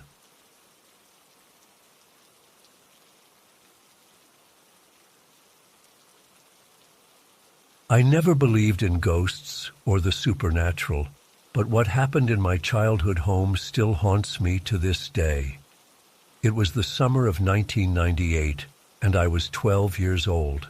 My family had just moved into an old Victorian house in a small town in upstate New York. The house was beautiful, with intricate woodwork and stained glass windows, but it also had a creepy vibe that I couldn't shake. From the first night we stayed there, I heard strange noises coming from the attic above my bedroom. At first, I tried to convince myself it was just the house settling, or maybe mice in the walls. But as the days went on, the sounds became more distinct. Footsteps pacing back and forth, objects being moved around, and sometimes what sounded like faint whispering. I told my parents about the noises, but they dismissed my concerns. They said old houses just made weird sounds sometimes, and that I was letting my imagination run wild. But I knew deep down that something wasn't right. About a week after we moved in, I woke up in the middle of the night to use the bathroom. As I walked down the hallway, I noticed the pull-down ladder to the attic was down. That was strange. We never went up there, and my parents always kept it closed. As I got closer, I heard shuffling noises coming from above. My heart started racing as I approached the ladder. Every instinct told me to run back to my room, but curiosity got the better of me. I slowly climbed the creaky steps, poking my head up into the musty attic space. What I saw made my blood run cold. There was a woman standing by the small round window at the far end of the attic. She was wearing an old-fashioned white nightgown and had long dark hair that fell in tangles down her back. But the most terrifying thing was that I could see right through her. She was translucent, like a living shadow. I let out a strangled gasp, and the woman's head snapped around to look at me. Her face was gaunt and pale, with hollow black eyes that seemed to stare right through me. She started gliding towards me, her feet not touching the floor. I scrambled backwards down the ladder so fast I nearly fell. I ran to my parents' room, crying and babbling about the ghost woman in the attic. Of course, they didn't believe me. My dad grudgingly went to check the attic, but found nothing out of the ordinary. They assumed I had a vivid nightmare and sent me back to bed. But I knew what I saw was real. After that night, the activity in the house intensified. Objects would go missing only to turn up in strange places. Doors would slam shut on their own. The temperature in certain rooms would plummet for no reason. And always, there were those footsteps and whispers from the attic. I became terrified to be alone in the house. I begged my parents to move, but they refused. They thought I was just having trouble adjusting to the new house and making up stories for attention. If only they had listened to me. About a month after the first incident, things came to a head. It was a stormy night and the power had gone out. My parents were out at a dinner party, leaving me home alone with my older sister.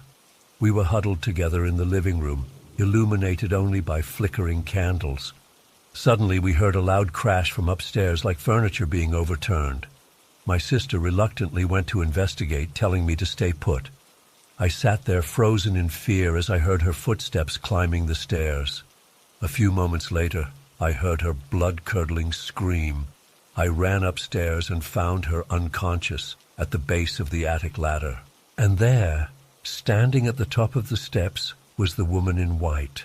She was more solid this time, her eyes blazing with an otherworldly light. Before I could react, she flew down the ladder towards me with impossible speed. I felt icy fingers close around my throat as she lifted me off the ground. I couldn't breathe, couldn't scream. The last thing I remember before blacking out was her face inches from mine, her mouth opening unnaturally wide to reveal rows of sharp teeth. I woke up in the hospital 2 days later. My sister had regained consciousness and called 911. She told a wild story about finding me being strangled by an invisible force. The doctors chalked it up to mass hysteria brought on by the storm and power outage. But I knew the truth. I still had bruises on my neck in the shape of long skeletal fingers. My parents finally believed us after that incident, and we moved out of the house immediately. Years later, I did some research into the history of that old Victorian. I discovered that in the early 1900s, a young woman had died there in mysterious circumstances.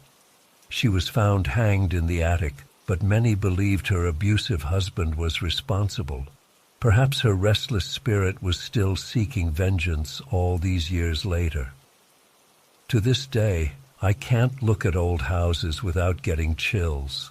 I've never experienced anything paranormal since then, but the memory of that woman in white still haunts my nightmares. I know now that there are things in this world that can't be explained by logic or reason, and sometimes the ghosts of the past refuse to stay buried.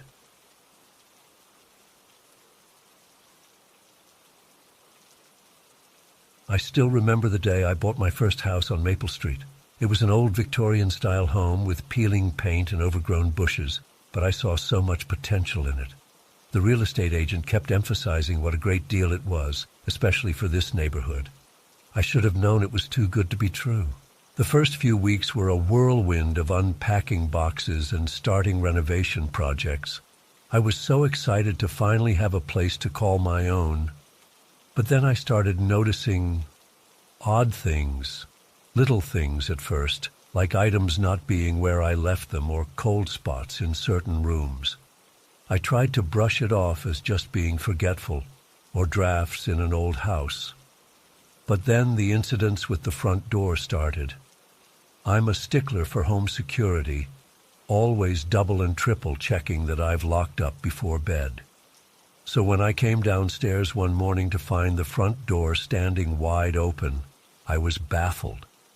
I chalked it up to forgetting in my tired state the night before and made sure to be extra vigilant going forward, except it kept happening. Every few days I'd wake up or come home to find that heavy oak door unlocked or even ajar, no matter how carefully I checked it. I started to feel like I was going crazy. Was I sleepwalking? Did I have some kind of dissociative episodes I didn't remember? I even set up a camera, but the footage never showed anything unusual. The door would just suddenly be open with no explanation. Things escalated about a month after I moved in. I was doing some work in the basement, clearing out old junk left by previous owners, when I came across a dusty rocking chair tucked away in a corner. Something about it gave me an uneasy feeling, but I figured it was just from being in the musty basement too long. I decided to bring it upstairs to refinish. It was a beautiful antique piece under all the cobwebs. That night, I had vivid nightmares of an old woman rocking in the chair, staring at me with milky white eyes. I woke up in a cold sweat, heart pounding. As I got up to get some water, I heard a faint creaking sound coming from downstairs. Telling myself it was just the house settling, I crept down the stairs and froze. The rocking chair was moving, all on its own, slowly rocking back and forth in the pale moonlight streaming through the window. I stood there paralyzed, unable to breathe or move or even think. After what felt like an eternity, the rocking slowed to a stop. I bolted back upstairs and didn't sleep a wink that night. The next day, I did some research on the house's history. It turned out the previous longtime owner had been an elderly widow named Eleanor Martin. She had lived in the house for over 50 years before passing away in that very rocking chair. A chill ran down my spine as I read the old newspaper clipping. I seriously considered selling the house and cutting my losses, but something held me back, maybe stubbornness, maybe curiosity. I decided to stay, at least for a while longer. I moved the rocking chair to the living room, feeling like that's where it belonged. For the next week, nothing out of the ordinary happened. The door stayed locked. The chair didn't move. I started to relax, thinking maybe it had all been in my head. But then came the night that changed everything. I was up late watching TV when I heard that familiar creaking sound. Slowly, I turned to look at the rocking chair. And there she was, a translucent figure of an elderly woman, rocking gently back and forth. I could see right through her to the fabric of the chair. Strangely, I didn't feel afraid. There was a sense of peace about her presence. We looked at each other for a long moment, a silent understanding passing between us. Then she smiled, just slightly, and faded away. From that night on, things were different in the house. The door stopped coming unlocked. The cold spots and odd occurrences ceased. But every so often, usually when I'm feeling stressed or lonely, I'll hear the soft creak of the rocking chair. And I know Eleanor is there, watching over her beloved home. I've made peace with sharing my house with Eleanor's spirit. In a way, it's comforting to know I'm not alone here. I've even started talking to her sometimes, telling her about my day or asking her opinion on my renovation plans. I like to think she approves of how I'm taking care of the place. Sometimes friends ask if I ever get spooked living in such an old house by myself. I just smile and say I have a guardian angel looking out for me. If only they knew how true that was. It's been 5 years now since I moved in, and I can't imagine living anywhere else. This house, with all its quirks and history, has become my home in every sense of the word. And Eleanor has become like family, a slightly unconventional spectral family member, but family nonetheless. I've learned so much about the house's history and Eleanor's life. She was a pillar of the community, known for her kindness and generosity. In a way, I feel like I'm carrying on her legacy by restoring the house to its former glory and making it a warm, welcoming place once again. There are still moments that give me pause, a whisper of movement caught in the corner of my eye, the sensation of being watched when I'm alone. But it's no longer frightening. It's just part of life on Maple Street. I often wonder what Eleanor thinks of the modern world, of all the changes I've made to her home. Does she approve of the new paint colors? Is she baffled by the smart home technology I've installed? I like to imagine her shaking her head in amusement at my fumbling attempts to fix things around the house. As I sit here writing this, I can hear the gentle creaking of the rocking chair in the next room. It's a sound that once filled me with terror, but now brings a sense of comfort. It's a reminder that home isn't just about the physical structure, but the memories and connections we make within its walls. To anyone reading this who might be dealing with their own supernatural experiences, I say this: sometimes the unknown isn't something to be feared, but embraced. Eleanor could have been a malevolent presence, driving me from the house in terror. Instead, she's become a silent guardian, a link to the past, and in her own way, a friend. I know not everyone will understand or believe my story. That's okay. I'm not sure I would have believed it myself if I hadn't lived through it. But I know what I've experienced, and I wouldn't change it for anything. So here's to you, Eleanor. Thank you for sharing your home with me, for teaching me that family can come in the most unexpected forms. And thank you for always remembering to lock the front door.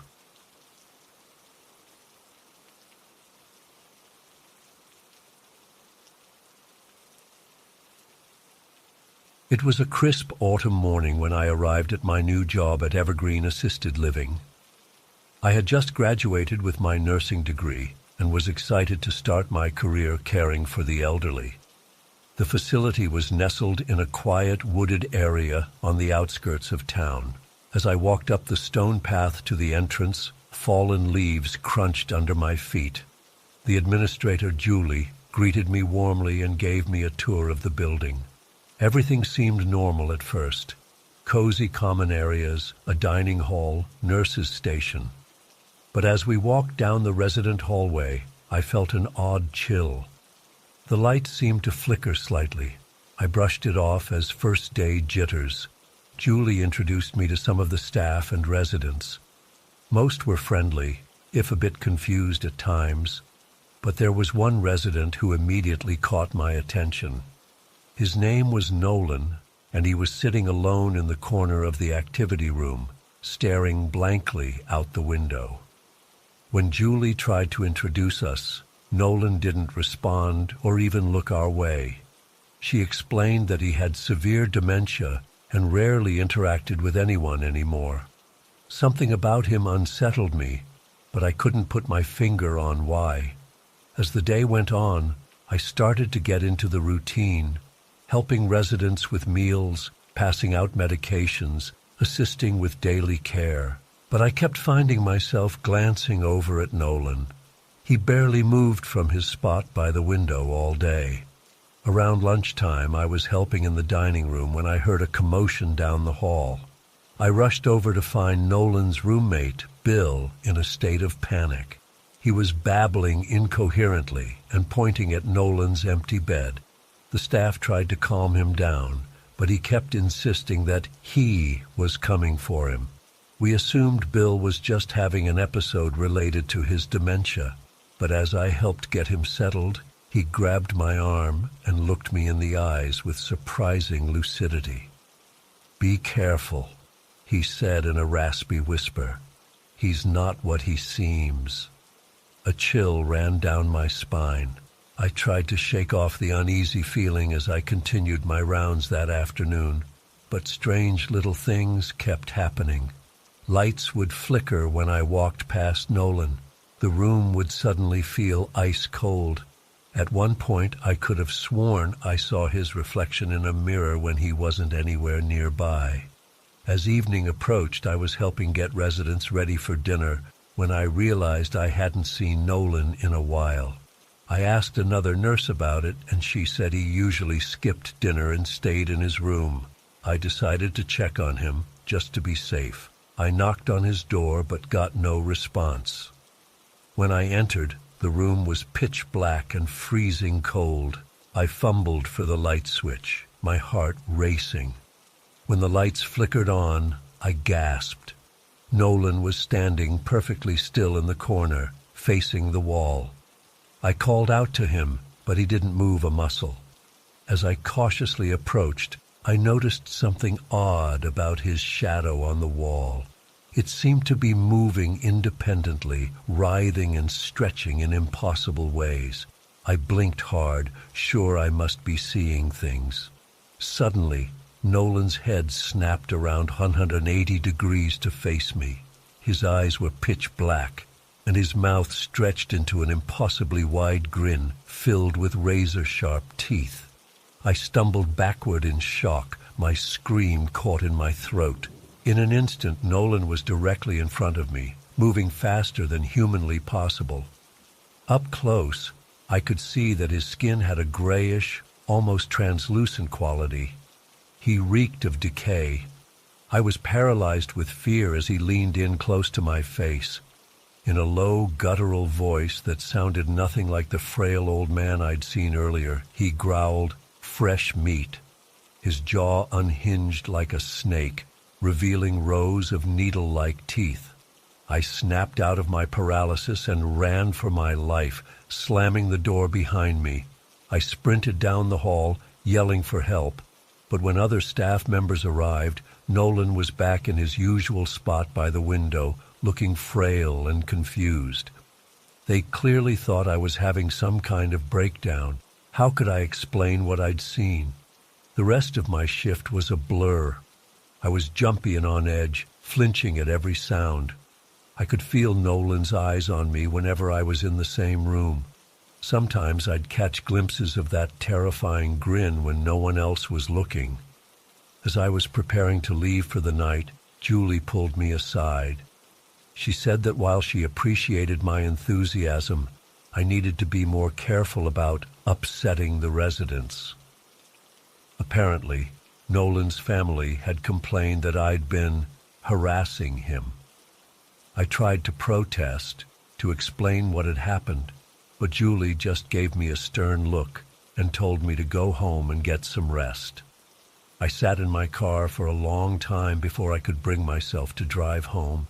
I kept replaying the events in my mind, trying to make sense of what I'd seen. Was I losing my mind? Had the stress of the new job caused me to hallucinate? But deep down, I knew what I'd seen was real. The pure evil I'd glimpsed in Nolan's eyes. It wasn't something my mind could have invented. That night, I barely slept. Every time I closed my eyes, I saw that horrifying grin. I kept imagining Nolan somehow finding me, appearing in my room with those black eyes and razor teeth. The next morning, I called in sick. I couldn't bear the thought of going back there, of facing Nolan again. Julie sounded annoyed, but said she'd find someone to cover my shift. As I hung up, I felt a wave of relief wash over me, but that relief was short-lived. Later that day, I got a call from the police. There had been a tragic incident at Evergreen. They wouldn't give me details over the phone, but asked me to come in for questioning. When I arrived at the station, they told me the awful truth. Bill, Nolan's roommate, had been found dead in his bed that morning. The cause was officially listed as natural causes, but there were inconsistencies. His body showed signs of extreme terror, and there were unexplained lacerations all over his torso. The police had a lot of questions. Where was I last night? Did I notice anything unusual during my shift? Did Bill seem afraid of anyone? I told them everything I could, leaving out the impossible things I'd seen. I knew they'd never believe me. After hours of questioning, they finally let me go. They said I wasn't a suspect, but asked me not to leave town. As I walked out of the station in a daze, my phone buzzed with a text. It was from an unknown number.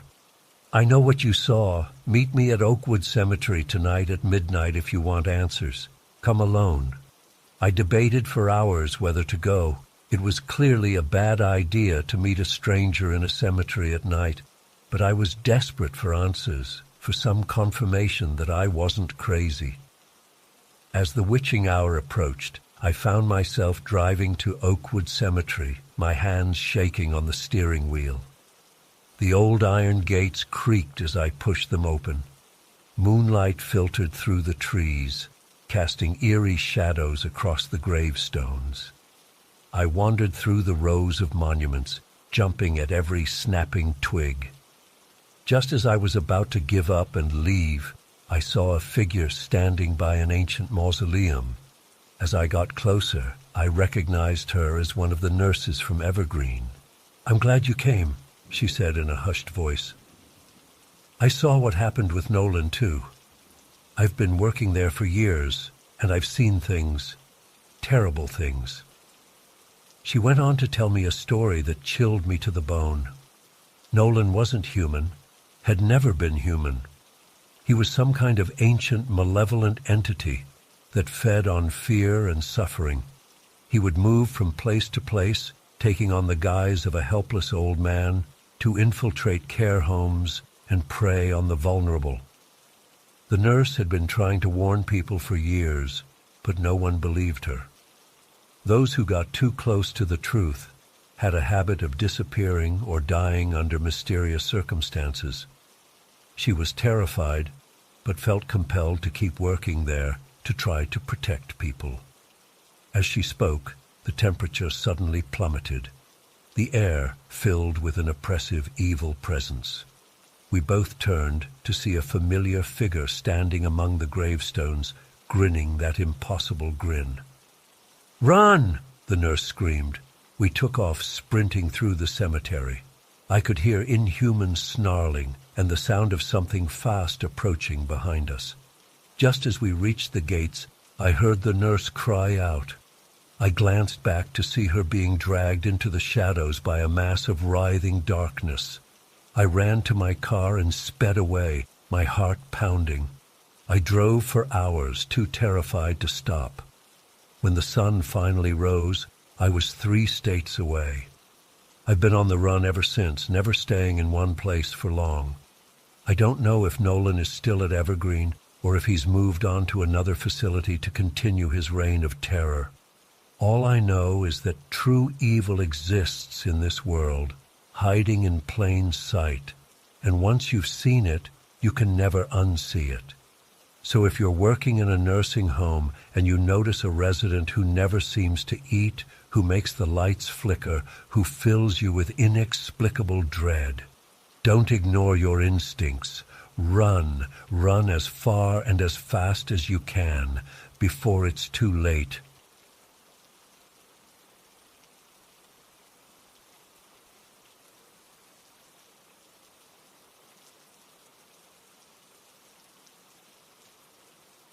We arrived on Friday evening as the sun was setting.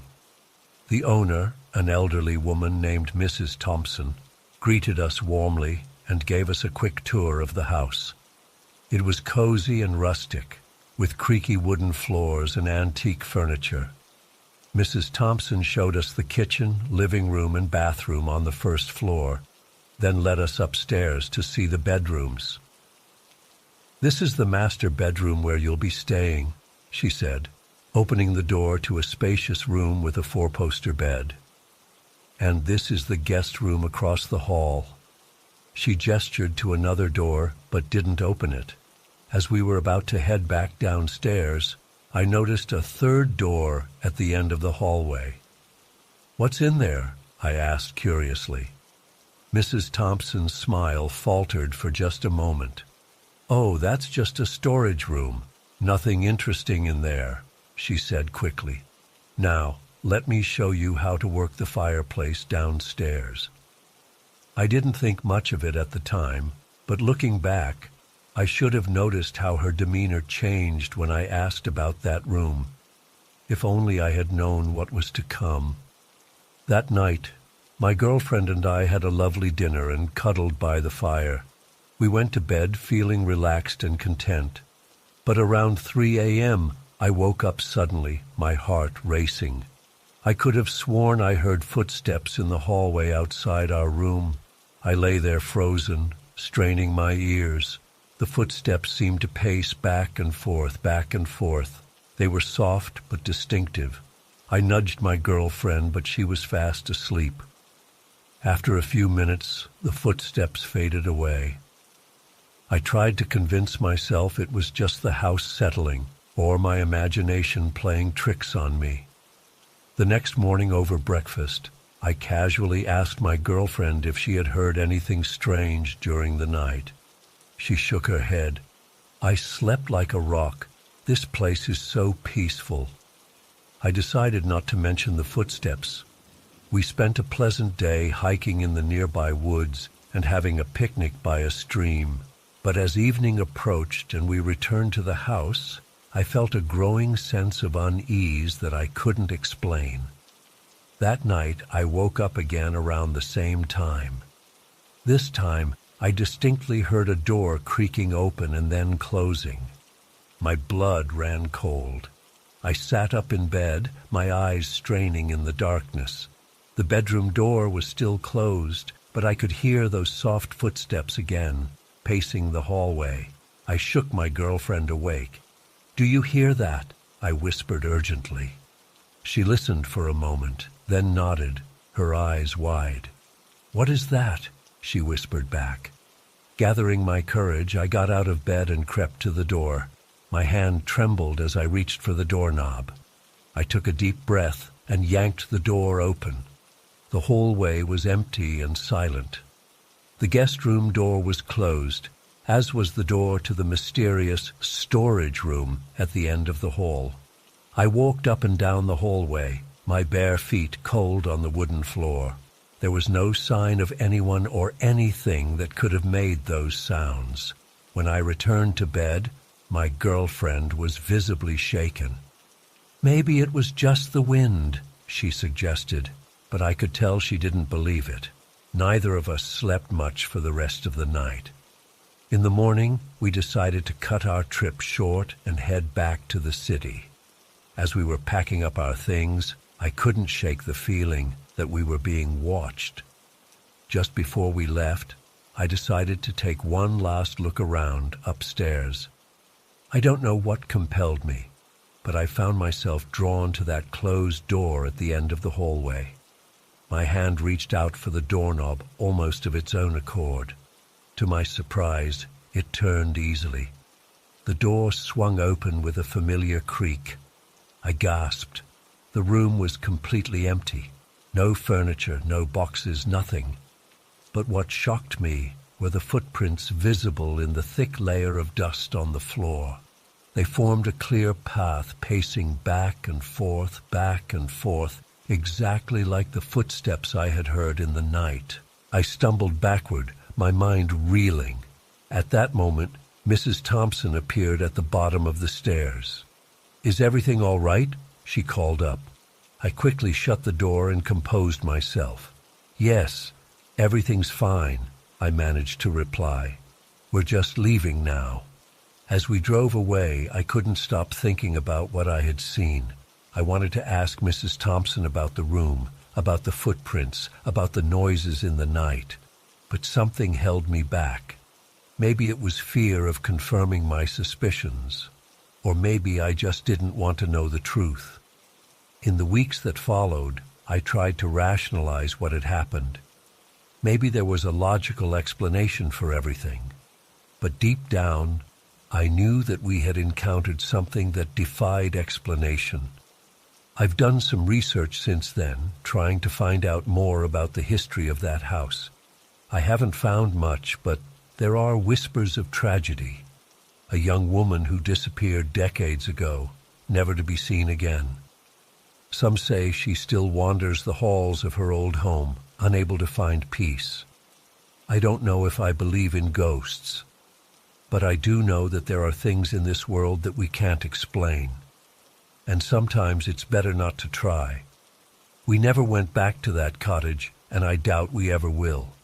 But on quiet nights, when the wind whistles outside my window, I sometimes think I hear the echo of those footsteps, pacing back and forth, in a room that should be empty. I've never shared this story before now. Part of me still wonders if I imagined it all. But another part of me knows that what we experienced was all too real. Whatever was in that house, whatever presence lingered in that empty room, it changed me forever. I no longer scoff at ghost stories or dismiss tales of the supernatural, because now I know that sometimes the line between our world and the next is thinner than we'd like to believe. I often find myself thinking about that room, about the footprints in the dust. What was the story behind them? Who was the spirit that couldn't find rest? And why did it choose to reveal itself to us? These questions haunt me, much like the footsteps that haunted that hallway. I've tried to find answers, but the more I search, the more elusive they become. Perhaps some mysteries are meant to remain unsolved, serving as a reminder that there's more to our world than what we can see and touch. Since that weekend, I've become more attuned to the unexplainable. I notice things I never did before, the way shadows sometimes move when they shouldn't, the whispers that seem to come from empty rooms, the feeling of being watched when I'm alone. It's as if that experience opened my eyes to a whole other layer of reality that had always been there, just beyond my perception.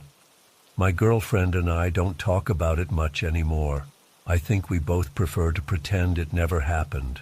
But sometimes I catch her looking over her shoulder in dark rooms or startling at unexpected noises. I know she feels it too. That lingering sense that we brushed up against something beyond our understanding. I've often wondered what would have happened if we had stayed another night. Would the presence have revealed itself more fully? Or would it have remained just out of sight, leaving us to question our sanity? Part of me is glad we left when we did, but another part wishes we had stayed to unravel the mystery. There are nights when I lie awake, replaying every detail of that weekend in my mind. The creak of the door, the soft footsteps, the dusty footprints, they're all etched into my memory with perfect clarity. And each time I revisit those memories, I notice something new, some small detail that I missed before. I've thought about contacting Mrs. Thompson, about asking her what she knows about the house and its history, but something always stops me. Maybe it's fear, or maybe it's the realization that some truths are better left uncovered. So I'm left with this story, this experience that defies explanation. It sits in the back of my mind, a constant reminder that the world is stranger and more mysterious than we often allow ourselves to believe.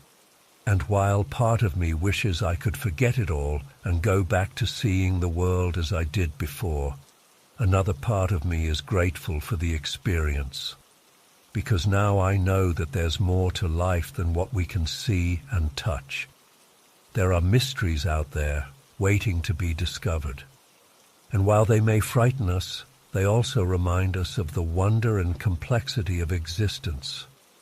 So if you ever find yourself in an old house and you hear unexplained footsteps in the night or see a door that seems to open on its own, don't be too quick to dismiss it. You might just be witnessing a glimpse of something beyond our understanding. And who knows, maybe someday we'll unlock the secrets of that ghostly realm that exists just beyond the veil of our perception. Until then, I'll keep telling my story, hoping that maybe someone out there has had a similar experience. Because in sharing these tales, we remind ourselves that there's still magic and mystery in the world, and sometimes that's exactly what we need to remember.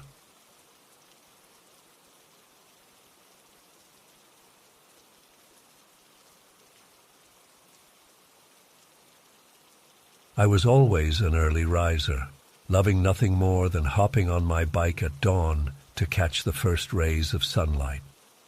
As an avid cyclist, I'd been riding the same route for years, a scenic 20-mile loop through winding country roads and quaint neighborhoods on the outskirts of town. It had become such a familiar ritual that I could probably navigate it with my eyes closed. About 6 months ago, I decided to start recording my rides. Nothing fancy, just a small action camera mounted to my helmet to capture the scenery and track my progress. I'd upload the footage later and review it, always looking for ways to improve my form or shave a few seconds off my time. That particular morning started like any other. The air was crisp and cool as I set out, my breath visible in little puffs as I pedaled. The streets were mostly empty at that hour, just a few early commuters and the occasional delivery truck. As I made my way out of the suburbs and onto the rural roads, I settled into a comfortable rhythm, enjoying the solitude and the gradually brightening sky. It wasn't until I reached the halfway point of my ride that I noticed anything unusual. I was cruising down a long straightaway lined with old oak trees, their gnarled branches creating a canopy overhead. As I passed a parked car, something in its side mirror caught my eye, a flicker of movement that seemed out of place. I glanced back over my shoulder, but the road behind me was empty. Shrugging it off, I continued on. But as I rode past the next parked vehicle, I saw it again in the reflection, a dark, indistinct shape that appeared to be moving right along with me. My heart rate, already elevated from exertion, ticked up a notch. I told myself I was just seeing things, maybe a trick of the light or my own shadow. But I couldn't shake the uneasy feeling that had settled over me. As I pedaled on, I found myself obsessively checking every reflective surface I passed. Car windows, puddles on the road, even the polished granite of a roadside monument. And in each one, for just a split second, I caught a glimpse of that same shadowy figure. The really unsettling part was how close it seemed to be. In some of the reflections, it looked like it was right behind me, almost as if it were perched on the back of my bike. But every time I turned to look, there was nothing there. By the time I made it back home, I was thoroughly rattled. I tried to convince myself that I was just tired, that my mind was playing tricks on me. But as I uploaded the footage from my ride, a part of me dreaded what I might see.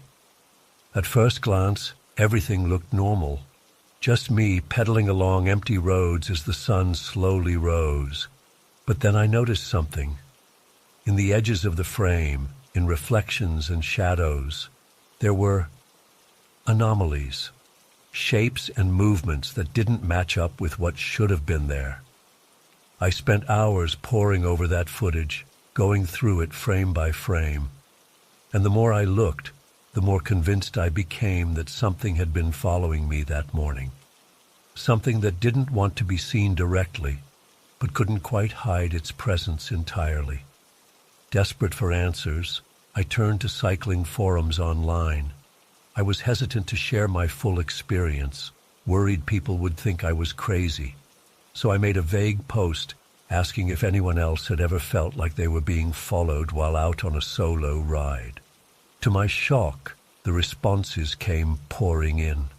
Dozens of cyclists from all over the world described similar experiences, the feeling of being watched, glimpses of shadowy figures in reflections, the sense that something was right behind them, even when the road was empty. One comment in particular sent chills down my spine.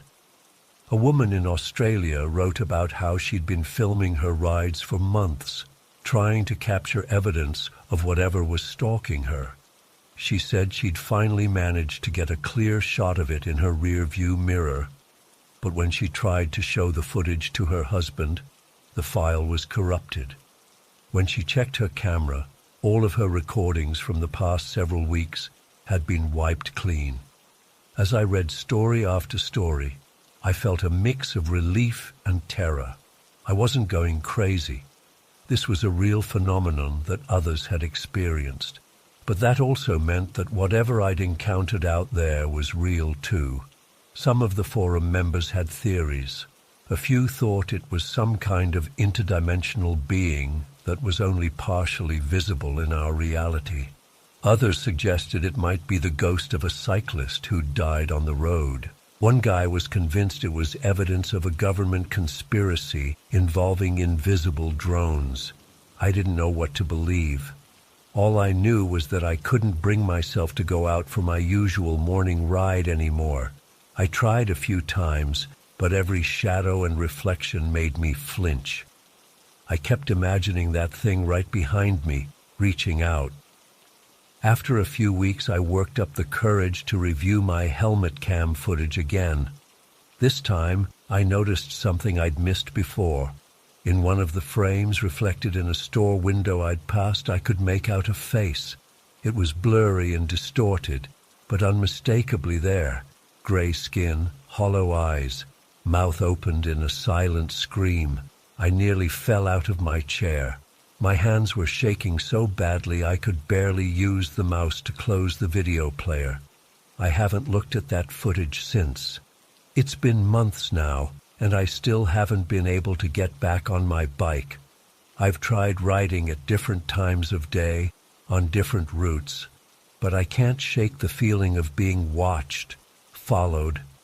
Sometimes I think I catch glimpses of that figure out of the corner of my eye, even when I'm not riding. In shop windows as I walk down the street, in the rearview mirror of my car, in the reflection on my computer screen late at night. I don't know what it wants or why it chose to reveal itself to me that day. All I know is that I'll never look at a reflection the same way again, and I can't help but wonder, how long had it been there, silently trailing behind me, before I finally noticed? The truly terrifying thought is this: what if we're all being followed by something like that, just out of sight? What if all it takes is the right angle, the right reflection, for us to suddenly see what's been there all along? I still have that footage saved, buried in an encrypted folder on an old hard drive. Part of me wants to delete it and try to forget this whole thing ever happened. But another part of me thinks that someday I might need it. As proof, as a warning, I'm not sure. All I know is that I can't bring myself to get rid of it entirely. So I guess I'm sharing this as a warning to other cyclists out there. Be careful what you might see in those passing reflections. And if you ever feel like something's following you on an empty road, well, maybe it is. I used to love the solitude of those early morning rides. Now I can't stand to be alone, because I know that even when I think I'm by myself, I'm not. That thing is out there, always watching, always following, and I'm afraid that one of these days it's going to do more than just watch.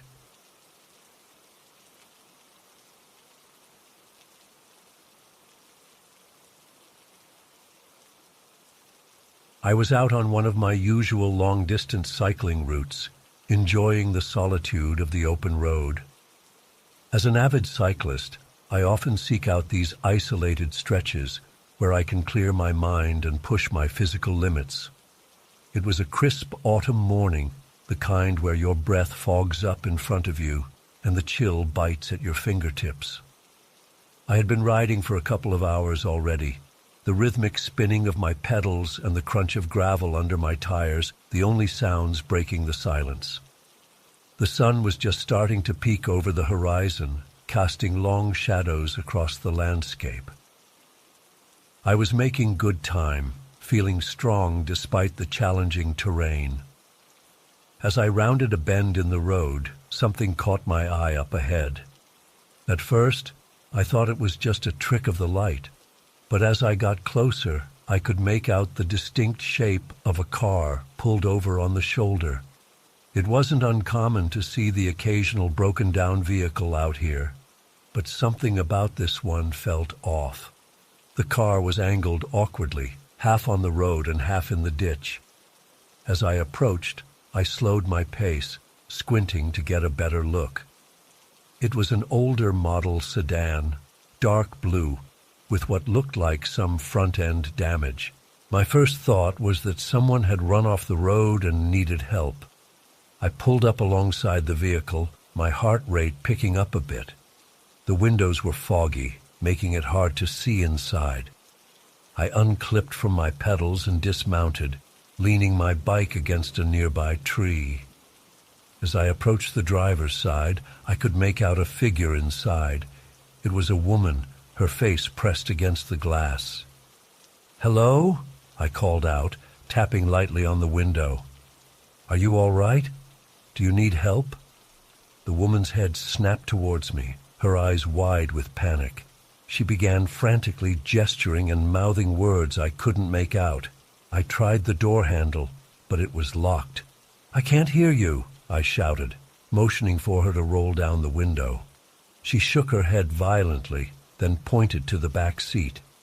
That's when I noticed two small shapes huddled there. Children. The woman's lips were moving rapidly now, and though I couldn't hear her, I could read the desperation in her eyes. She kept pointing to the kids, then to me, then making a running motion with her fingers. My mind was racing. Were they in danger? Was someone after them? I fumbled for my phone, ready to call for help, when the woman's eyes went wide. She pressed her palms flat against the glass, shaking her head frantically. "No phone," I managed to make out as she mouthed the words emphatically. I hesitated, torn between wanting to help and the growing sense that something was very, very wrong here. The woman was becoming more agitated, her movements more frenzied. She kept pointing to the back seat, to the children, then to me. "Take them." I finally understood what she was trying to say. "Please take my girls." A chill ran down my spine that had nothing to do with the morning air. I looked more closely at the back seat, trying to get a better view of the children. But the fog on the windows and the dim light made it hard to see clearly. "Okay," I said, nodding to show I understood. "I'll help. Just unlock the doors." The woman's face flooded with relief. She nodded, then turned to reach for something. I moved to the rear door, my hand hovering over the handle, ready to open it the moment I heard the lock click. But the sound never came. I waited a few seconds, then looked back to the driver's window. The woman was gone. I blinked hard, sure I must be seeing things. I pressed my face to the glass, cupping my hands around my eyes to block out the glare. The car was empty. I stumbled back, my heart pounding in my chest. This couldn't be happening. I had just seen them, just moments ago. I circled the car, checking every window, but there was no sign of the woman or the children. With shaking hands, I pulled out my phone and dialed emergency services. As I waited for them to pick up, I noticed something I hadn't before. The car's license plate was bent and caked with mud, but I could just make out the numbers. They seemed oddly familiar. The operator's voice snapped me back to reality. I quickly explained the situation, giving them my location and a description of the car. The woman on the other end of the line was silent for a moment after I finished. "Sir," she said slowly, "are you sure about the license plate number you just gave me?" "Yes," I replied, double-checking to be certain. "Why?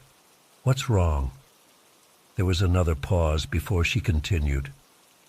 "We received a report of a fatal accident involving a vehicle matching that description yesterday evening. A woman and her 2 daughters. They didn't survive the crash." The world seemed to tilt on its axis. I felt lightheaded, my vision blurring at the edges. This couldn't be real. It had to be some kind of mistake. That's not possible, I stammered. I just saw them. The woman was asking for help. Her children were in the back seat. I swear they were right here. The operator's voice was gentle but firm. Sir, I understand this must be very confusing and upsetting. I'm dispatching a unit to your location now. Please stay where you are and try to remain calm. I mumbled an agreement and ended the call, my mind reeling. I turned back to the car, half expecting it to have vanished like its occupants. But it was still there, silent and empty. As I waited for the police to arrive, I couldn't shake the image of the woman's desperate face from my mind. The way she had pleaded with me to save her children, it had felt so real, so urgent. How could it have been a hallucination? The sound of approaching sirens pulled me from my thoughts. 2 police cars pulled up, followed closely by an ambulance. The officers approached cautiously, hands near their weapons as they surveyed the scene. I raised my hands instinctively, suddenly aware of how crazy my story must sound. I swear I'm not making this up, I blurted out as they neared. There was a woman and 2 kids in that car. I saw them. The older of the 2 officers held up a hand to quiet me. Take it easy, sir. We're just here to check things out. Can you tell us exactly what happened? I recounted the events as clearly as I could, trying not to leave out any details. The officers listened patiently, exchanging glances occasionally. When I finished, the younger one walked over to examine the car while his partner continued to question me. "Have you been drinking or taking any medications?" he asked, his tone professional but skeptical. I shook my head emphatically. "No, nothing like that. I'm just out for my usual morning ride. I don't understand what's happening." The officer nodded, making a note in his pad. "And you're certain about what you saw? The woman, the children? You actually saw them inside the vehicle?" "Yes," I insisted. "I know how it sounds, but I swear it's true. She was begging me to help her daughters. It was so real." My voice trailed off as the younger officer returned from inspecting the car. He spoke quietly to his partner, but I caught fragments of their conversation. "No signs of recent occupancy. Matches the description from yesterday's accident. Tow truck on the way." The older officer turned back to me, his expression a mix of concern and disbelief. "Sir, I'm going to level with you. The vehicle you've reported matches one involved in a fatal accident yesterday evening, about 20 miles from here. A woman and her 2 young daughters were killed instantly when their car went off the road and hit a tree." I felt the blood drain from my face. "But how is that possible? I saw them. I talked to her." The officer sighed. "I can't explain what you think you saw, but I can tell you with certainty that no one has been in that car since the accident. We're going to need you to come down to the station to give a formal statement." As they led me to one of the patrol cars, I looked back at the abandoned vehicle. For just a moment, I thought I saw a flicker of movement behind the foggy windows. A woman's face pressed against the glass, her eyes filled with a mixture of sorrow and gratitude. I blinked, and it was gone. The ride to the police station was a blur. I answered their questions as best I could, but I could tell they didn't believe me. How could they? I barely believed it myself. After hours of questioning and a breath test that confirmed I hadn't been drinking, they finally let me go with a warning to seek medical attention if I experienced any more unusual episodes. I rode home in a daze, my mind replaying the events of the morning over and over. As I pulled into my driveway, a thought struck me. I rushed to my computer and searched for news reports of yesterday's accident. There it was, complete with a photo of the wrecked car, the same car I had seen on the roadside. The article mentioned the victims, Lisa Callahan, 35, and her daughters Emma, 8, and Sophia, 6. They had been on their way to visit Lisa's sister when the accident occurred. As I stared at their smiling faces in the accompanying family photo, a chill ran through me. I recognized them. The woman who had pleaded for help, the small shapes I had glimpsed in the back seat. It was them. To this day, I can't explain what happened on that lonely stretch of road. Was it a ghost, a hallucination, some kind of time slip? I don't know. But I do know that every time I close my eyes, I see that woman's desperate face, begging me to save her children. And I wonder if, somehow, in some way I can't understand, I was meant to be there. If, by witnessing their final moments, I had given them some kind of peace. I still ride that route sometimes, always slowing as I pass the spot where I saw the car. It's never there, of course. But sometimes, just as the sun is coming up and the morning mist is thick on the ground, I swear I can hear a faint voice on the wind. "Take them," it whispers. "Please, take my girls." And I pedal faster, my heart racing, torn between the urge to flee and the nagging feeling that I've left something unfinished behind me.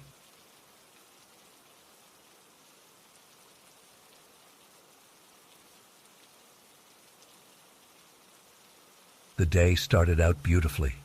Clear blue skies, a light breeze, and temperatures in the mid-60s. Ideal conditions for a long ride.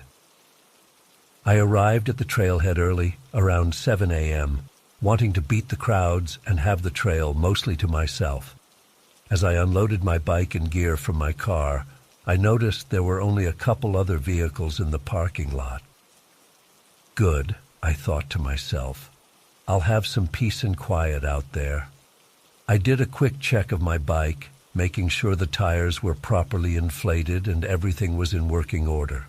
I filled up my hydration pack, stashed some energy bars in my pack, and slathered on some sunscreen. With my helmet securely fastened, I set off down the trail, my excitement building as I began pedaling into the wilderness. The first few miles were absolutely incredible. The trail snaked through towering pine forests, across babbling brooks, and up along ridge lines with sweeping vistas of the surrounding mountains. My legs burned pleasantly as I powered up the steep inclines, and I felt alive as I navigated the technical rocky sections on the descents. This was what I lived for, just me, my bike, and nature in all its raw beauty. About an hour into the ride, I rounded a bend and caught a glimpse of another cyclist up ahead. He was moving slowly, almost leisurely, on what looked like a very old-fashioned bicycle. As I got closer, I could see it was one of those vintage bikes from many decades ago, with skinny tires and a rigid frame totally unsuited for this kind of terrain. The rider was dressed oddly too, in what looked like clothes from another era. Tweed jacket, woolen pants, leather boots. Definitely not typical mountain biking attire. I called out a friendly, "On your left," as I prepared to pass him. But as I drew even with the strange cyclist, a chill ran down my spine. His skin was deathly pale, almost gray, and his eyes, there was just something off about them. Vacant, glassy, unseeing. He didn't acknowledge me at all as I rode by, just kept pedaling at that eerily slow pace, staring straight ahead. Shaken, I picked up my pace, wanting to put some distance between myself and the unnerving stranger. I told myself I was being silly. He was probably just some eccentric local out for a casual ride. Nothing to worry about. But I couldn't shake the uneasy feeling in the pit of my stomach. I rode hard for the next several miles, tackling some of the most challenging sections of the trail. My legs were burning and my lungs heaving as I crested a particularly brutal climb. I stopped at the top to catch my breath and take in the view. As I was gulping water from my hydration pack, movement in my peripheral vision caught my attention. I turned and felt my blood run cold. There, about 50 yards away through a gap in the trees, was the strange cyclist. He was just standing there, perfectly still, staring right at me with those lifeless eyes. But that was impossible. There was no way he could have gotten ahead of me, especially on that ancient bike. The only way up was the trail I'd just climbed. Thoroughly creeped out now, I jumped back on my bike and took off down the other side of the ridge as fast as I dared. My heart was pounding, and not just from the exertion. I rode recklessly, taking chances on the technical descents that I normally wouldn't. I just wanted to get back to my car and off this trail as quickly as possible. After bombing downhill for what felt like forever, I finally started to relax a bit. Surely I'd left the weirdo far behind by now. I slowed my pace and tried to get my breathing under control. That's when I heard it, the soft creak of rusty gears turning, coming from somewhere behind me. I whipped my head around, and there he was again, materializing out of the shadows of the forest like a ghostly apparition. Still moving at that unnaturally slow pace, but somehow keeping up with me no matter how fast I rode. His dead eyes bored into me as he followed, always maintaining the same distance. Panic exploded in my chest. This defied all logic. I mashed the pedals with everything I had, no longer caring about the trail, just desperate to get away. Branches whipped at my face as I veered off the path, searching for any way to lose my pursuer. In my blind terror, I failed to see the protruding tree root directly in my path. My front wheel caught it, and I went flying over the handlebars, tumbling painfully down a steep embankment. I came to rest in a tangle of brush, the wind knocked out of me. As I lay there gasping for air, I became aware of the sound of tires crunching on gravel growing closer. Ignoring the pain shooting through my battered body, I scrambled to my feet and limped as fast as I could through the underbrush. I didn't dare look back, certain that if I did, I would see that pale, emotionless face right behind me. I crashed through the woods with no sense of direction, driven purely by primitive fear. Just when I thought my legs would give out, I burst out of the tree line into a small clearing. To my immense relief, I saw a park ranger station about 100 yards away. Summoning my last reserves of energy, I sprinted toward it, screaming for help. The door flew open, and a startled-looking ranger emerged, hand on his sidearm. "What's wrong? Are you hurt?" he asked as I stumbled up to him. Between ragged breaths, I poured out my terrifying story. The strange, old-fashioned cyclist, his inexplicable appearances, the relentless pursuit. The ranger's face grew increasingly grim as I spoke. When I finished, he was quiet for a long moment.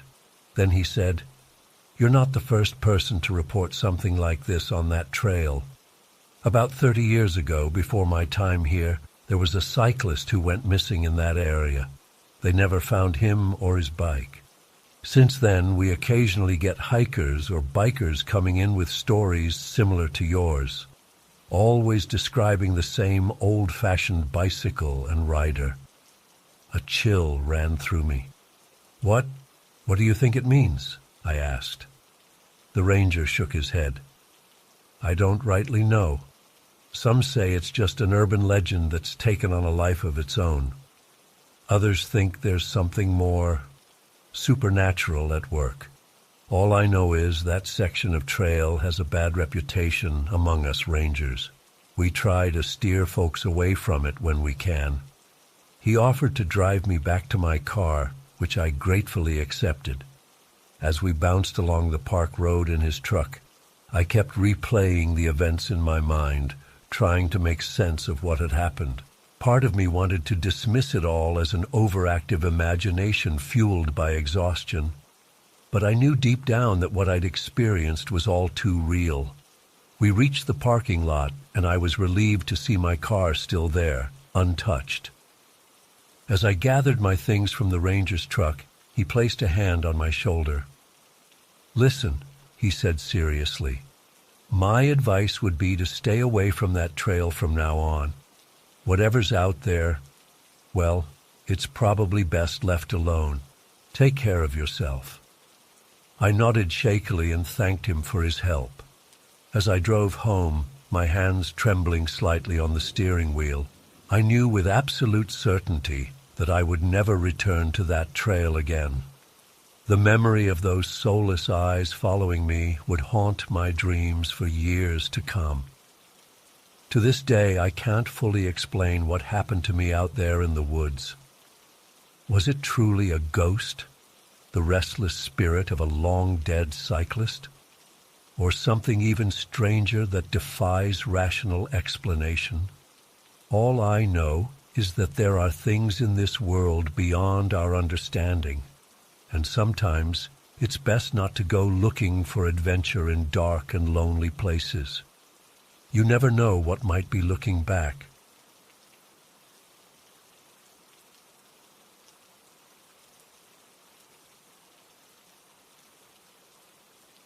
As we pulled out of the station, I gazed out the window at the city lights fading into the distance.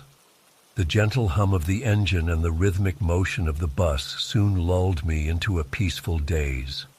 I must have dozed off for a bit because when I opened my eyes again, we were on a dark, lonely stretch of highway surrounded by dense forest on both sides. That's when I first noticed her. An elderly woman had taken the seat directly behind me while I was sleeping. I hadn't heard her board the bus or sit down, which struck me as odd. She was hunched over, her face mostly obscured by a tattered shawl, but I could make out wisps of stringy gray hair and wrinkled, liver-spotted hands. Something about her presence made me deeply uneasy, though I couldn't put my finger on why. I tried to shake off the feeling, telling myself I was just groggy and disoriented from my nap, but as the minutes ticked by, my sense of unease only grew. The old woman was muttering to herself in a low, raspy voice. I couldn't make out any words, just an eerie, continuous mumbling. Every now and then, she would let out a wheezing chuckle that sent chills down my spine. I wanted to move seats, to put some distance between us, but something kept me frozen in place. After what felt like an eternity, but was probably only 15 minutes or so, I worked up the courage to glance back at her. What I saw made my blood run cold. Cradled in her arms was a dead bird, a crow or raven, I think. Its limp body was held tenderly, almost like a baby, while she stroked its feathers with gnarled fingers. I quickly turned back around, my heart pounding in my chest. This was beyond weird. It was downright disturbing. I fumbled for my phone, desperate to distract myself, but of course there was no signal out here in the middle of nowhere.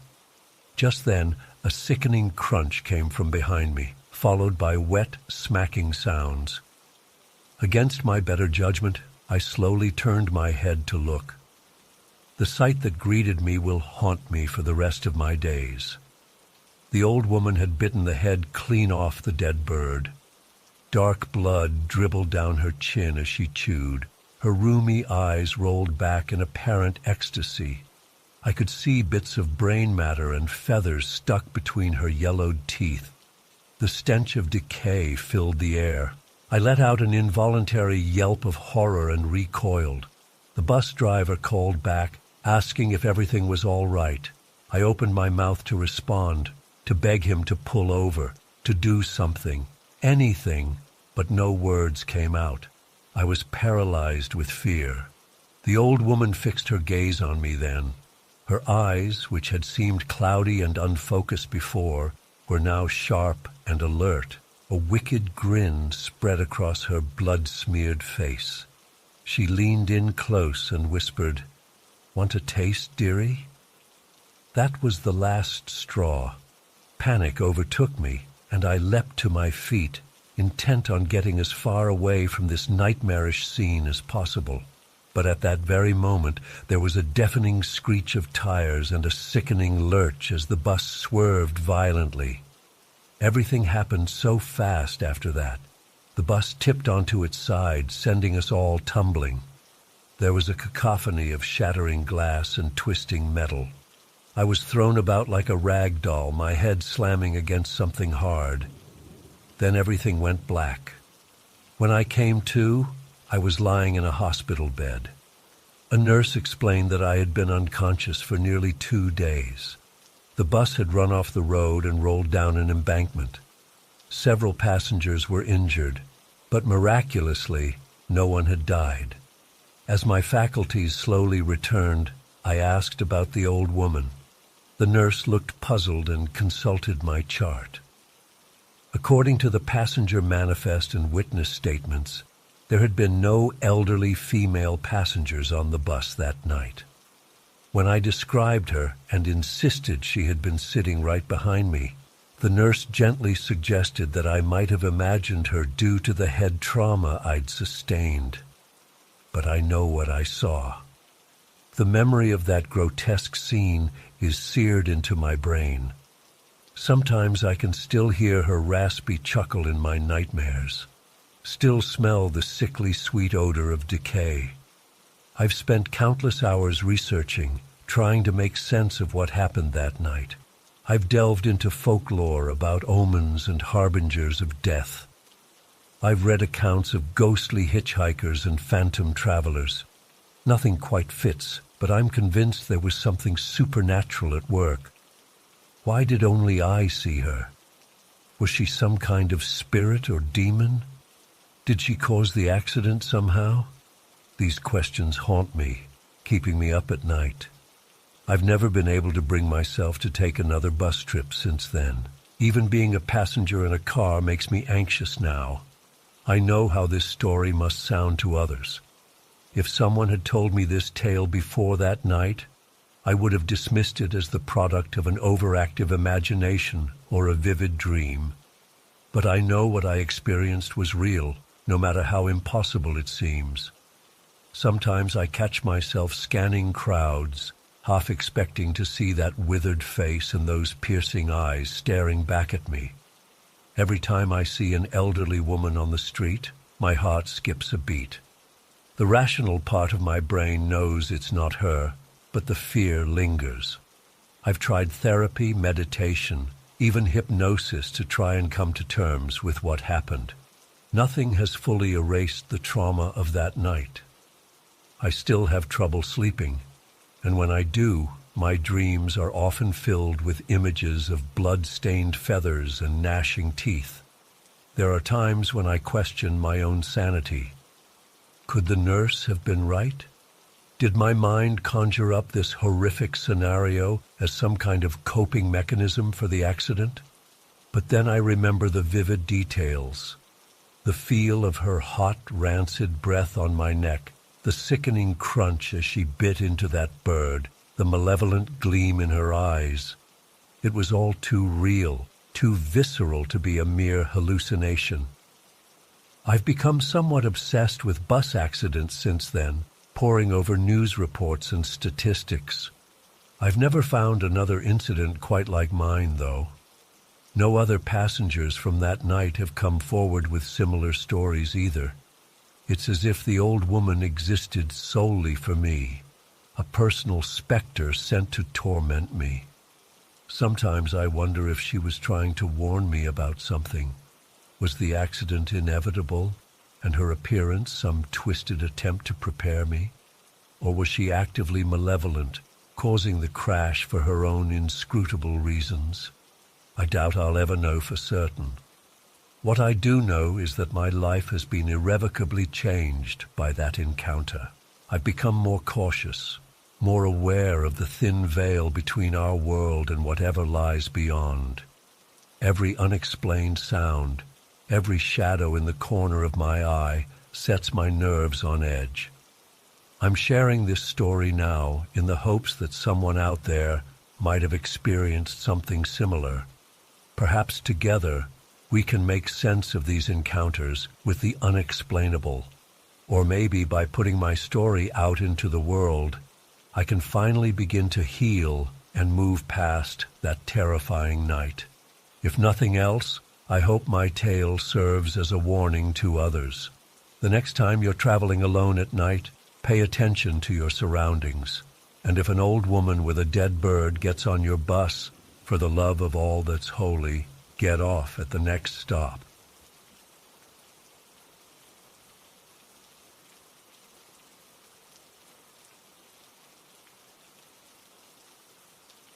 My assistant, Jake, was dozing off in the seat behind me.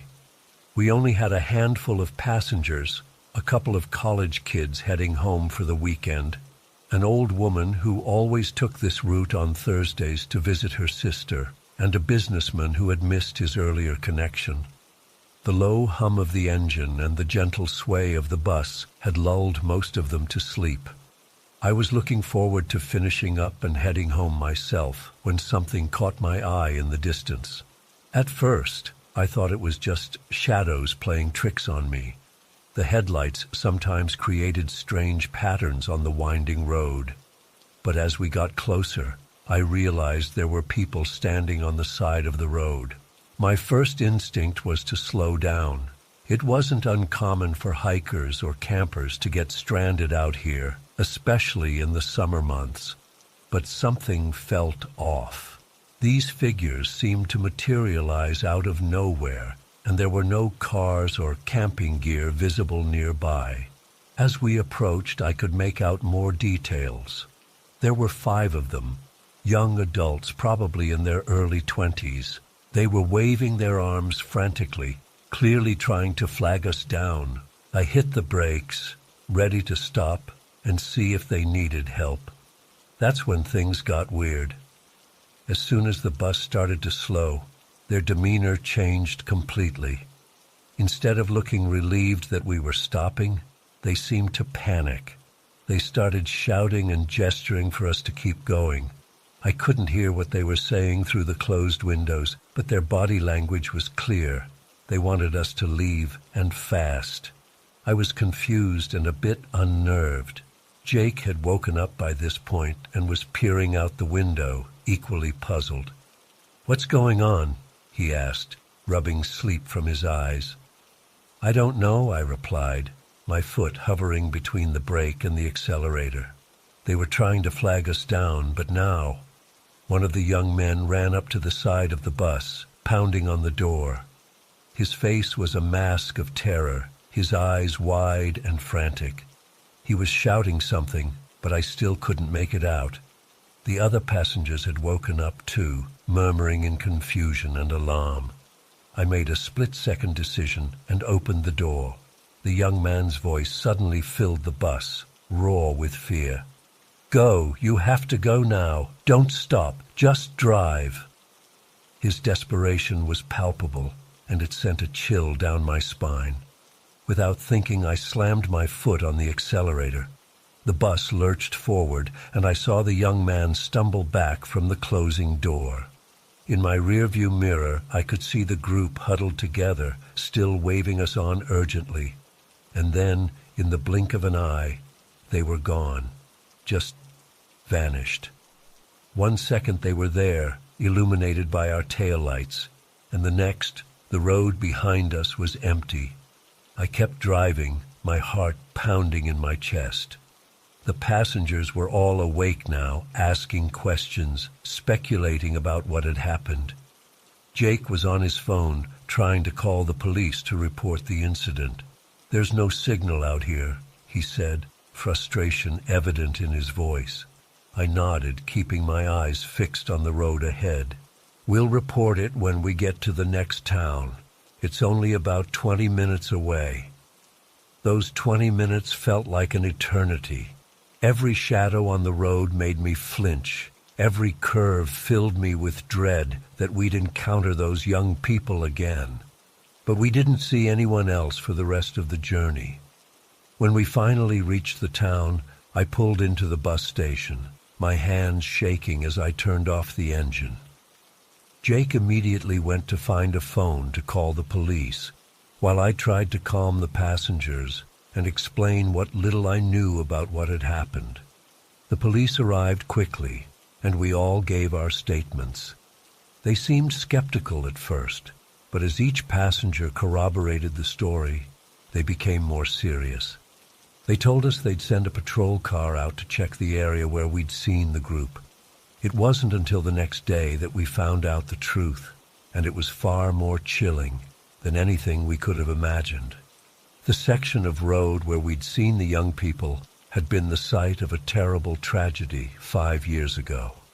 A group of 5 college students had been traveling home for spring break when they were forced off the road by an unknown vehicle. They were never seen alive again.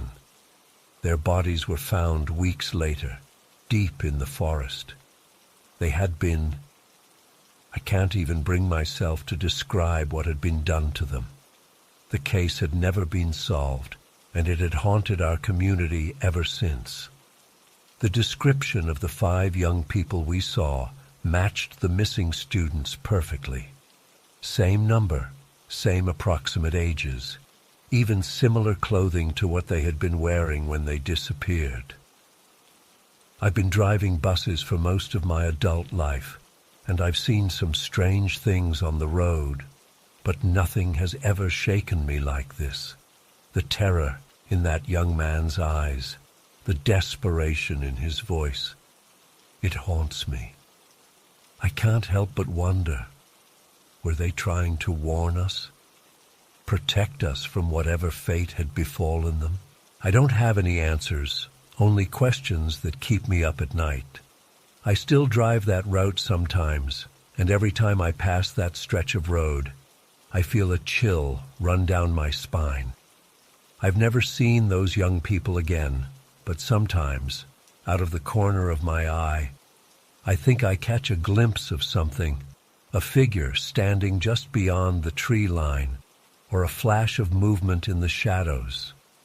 I don't know if I believe in ghosts or the supernatural, but I know what I saw that night, and I know that something out there defies explanation. Whatever it was, it left me with a sense of unease that I can't shake, a feeling that there are things in this world that we can't understand or explain. To this day, I'm grateful we didn't stop. I'm grateful we heeded their warning and drove away.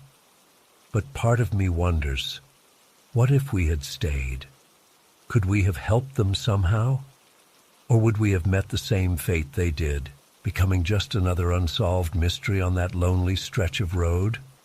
I don't have those answers, and maybe I never will. But I know one thing for certain. I'll never forget that night, or the 5 young faces that appeared out of nowhere, desperate to save us from an unseen danger. Wherever they are now, I hope they've found peace. And I hope that someday, someone will be able to unravel the mystery of what really happened on that road, both 5 years ago and on that haunting night when our paths crossed in the most unexpected and chilling way.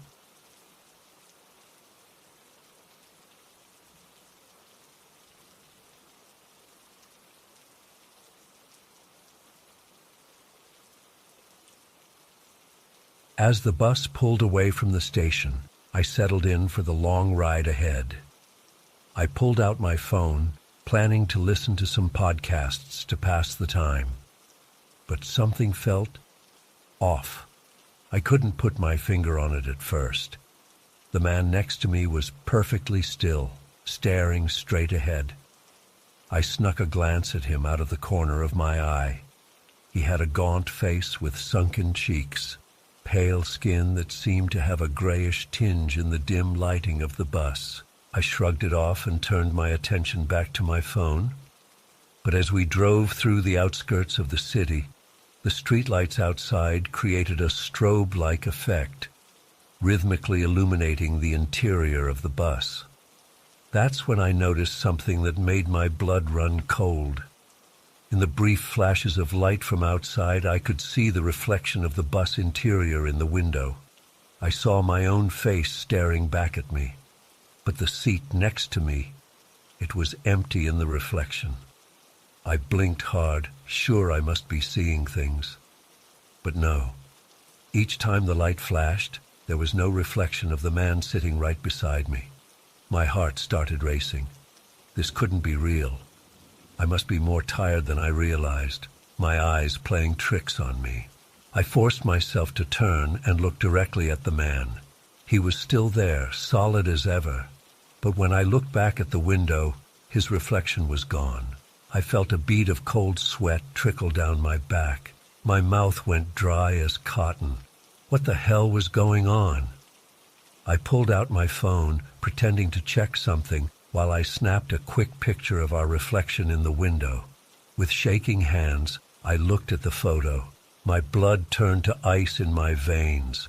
The photo showed exactly what I'd seen with my own eyes. Me sitting next to an empty seat, even though I could feel the man's presence right beside me. I suddenly became hyper-aware of every sensation.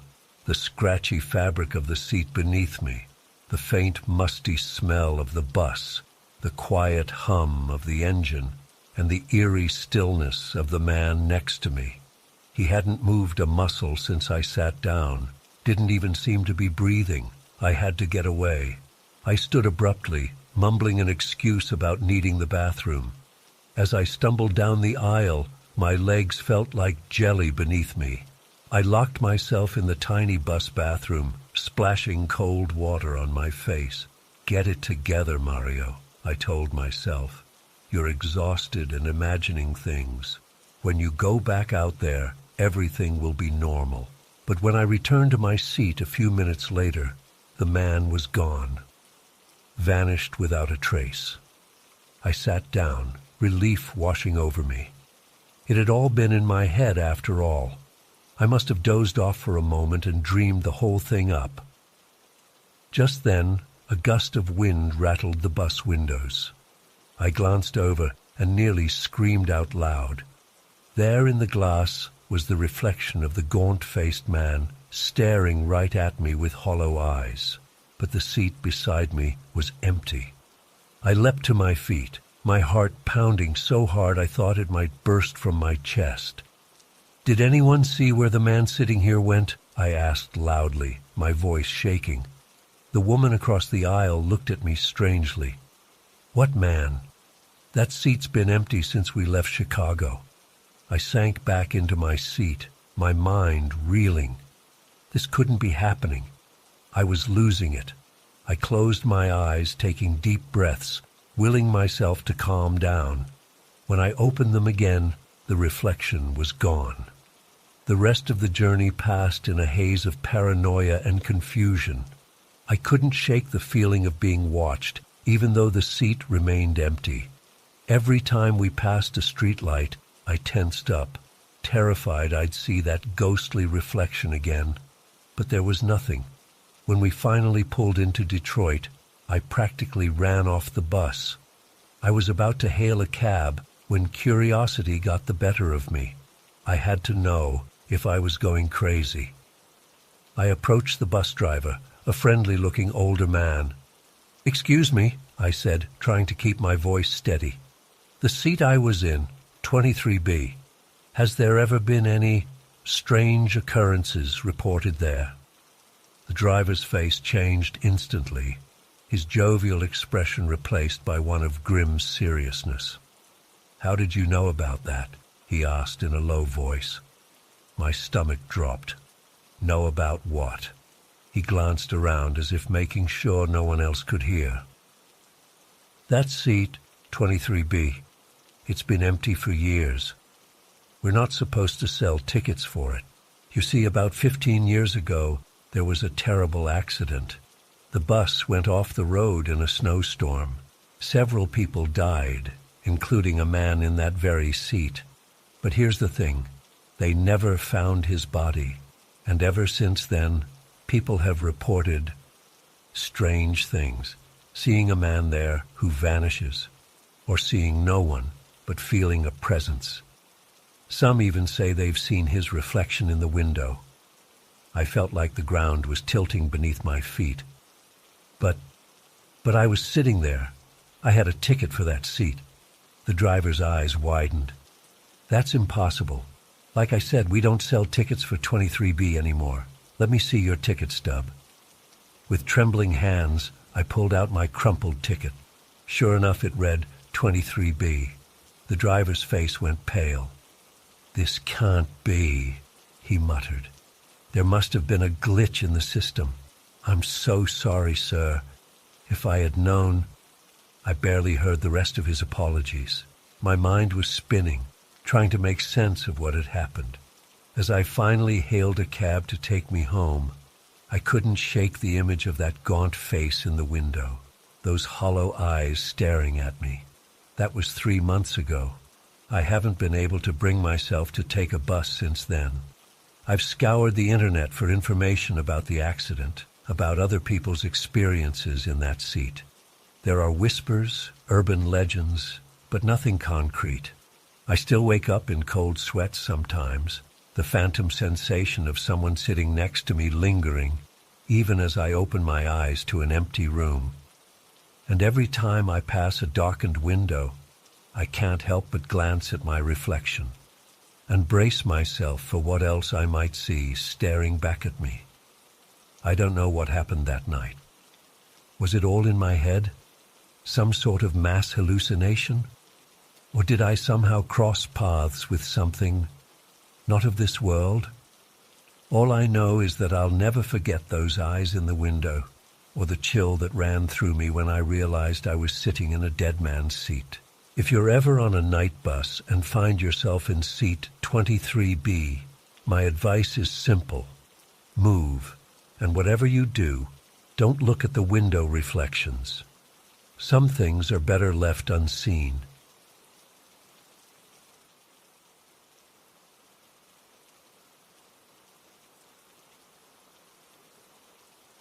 It had been a quiet night so far, just a handful of passengers dozing in their seats as we made our way between towns. I'd been driving this route for over a decade now, and I knew every curve and pothole like the back of my hand. The monotony of the familiar road usually lulled me into an almost trance-like state on these overnight drives. But something felt different that night. There was a heaviness in the air, an uneasy tension that I couldn't quite place. I found myself gripping the steering wheel a bit tighter than usual, my eyes straining to peer into the inky blackness beyond the reach of the headlights. As I rounded a bend, something caught my eye up ahead, a flash of white by the side of the road. My heart began to race as I slowed the bus, squinting to make out what it was. And then I saw her. A woman was standing on the shoulder, her arm outstretched in the universal gesture for hitchhiking. She wore a simple white dress that seemed to glow in the darkness. As I drew closer, I could make out more details. Long dark hair, pale skin, eyes that seemed to bore right through me. I felt the blood drain from my face as recognition hit me like a punch to the gut. It was her. The woman from that night 5 years ago, the one who had been dragged screaming from her car by those men with guns, the one whose fate had haunted my nightmares ever since. I slammed on the brakes, the bus screeching to a halt about 50 feet from where she stood. My hands were shaking as I stared at her through the windshield. It wasn't possible. It couldn't be her. And yet, she looked exactly the same as she had that night. Same dress, same haunted expression. She hadn't aged a day. My mind reeled as I tried to make sense of what I was seeing. One of the passengers stirred, mumbling a groggy, "Why'd we stop?" I ignored them, unable to tear my eyes away from the apparition before me. Slowly, deliberately, she began walking towards the bus. Her bare feet made no sound on the pavement. My entire body was rigid with fear, but I couldn't move, couldn't speak, couldn't breathe. She stopped just outside the door, those piercing eyes locked onto mine. With trembling fingers, I reached for the door controls. Some distant part of my brain screamed at me not to do it, but I felt powerless to resist. The door hissed open. "Please," she whispered, her voice carrying an otherworldly echo. "I need a ride." I opened my mouth to respond, but no words came out. She took a step forward, one foot on the bottom step. I could see goosebumps rising on her arms. "It's so cold out here," she said softly. "Won't you help me?" My hand hovered over the gear shift, ready to slam it into drive and get the hell out of there. But something held me back. The raw desperation in her eyes, the plea in her voice. It stirred something deep within me. A need to help, to make amends for not stopping that night so long ago. Where are you going?" I finally managed to croak out. A sad smile played at the corners of her mouth. "Home," she replied simply. "I've been trying to get home for so long." I swallowed hard, my throat bone dry. "Get in," I heard myself say. She glided up the steps, that white dress swirling around her legs. I expected her to take one of the empty seats, but instead she remained standing next to me. I could feel the chill emanating from her, like standing next to an open freezer. My fingers shook as I shifted into drive and eased the bus forward. We rode in silence for several minutes, the only sound the quiet rumble of the engine and my own ragged breathing. "I remember you," she said suddenly, making me jump. "You were there that night. You saw what happened." I gripped the wheel so hard my knuckles turned white. "I'm sorry," I whispered. "I should have stopped. Should have tried to help somehow. I was just so scared." She placed a hand on my shoulder. It felt like ice seeping through my uniform shirt. "It's all right," she murmured. "There was nothing you could have done." I shuddered, blinking back tears. "What happened to you?" I asked, dreading the answer but needing to know.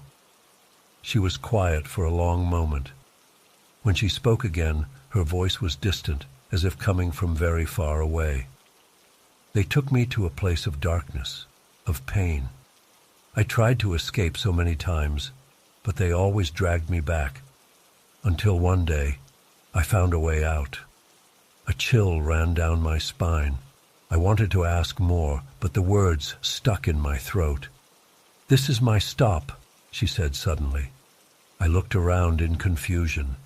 We were in the middle of nowhere, nothing but dense forest on either side of the road. "Here, but there's nothing." My words died as I turned back to her.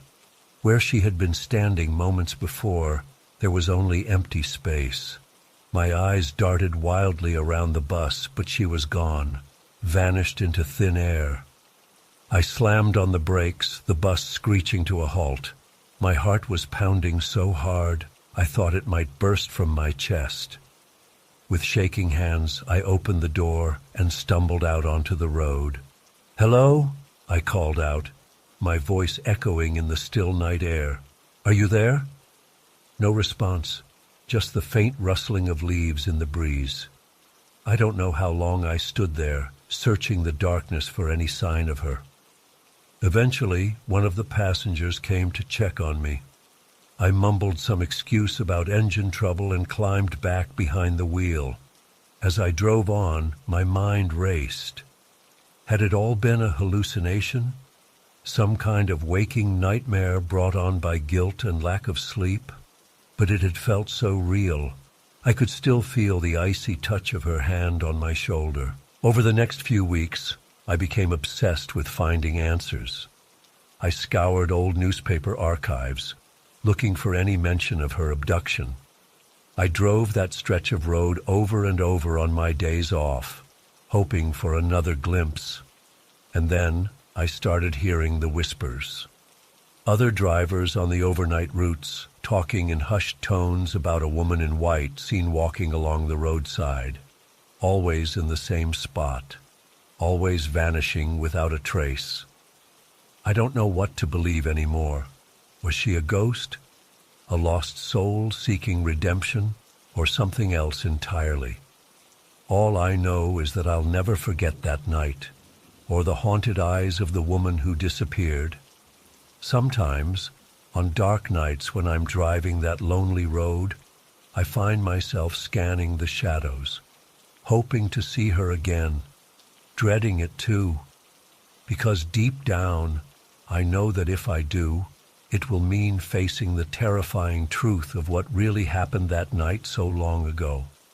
And I'm not sure I'm ready for that. Not sure I'll ever be ready. But still, I drive on, watching, waiting, wondering if tonight will be the night she appears again, seeking a ride to a home she can never truly reach. And I know that if she does, I'll stop. I'll open that door, because this time I won't let fear hold me back. This time I'll do whatever it takes to help her find peace, even if it means following her into the darkness myself.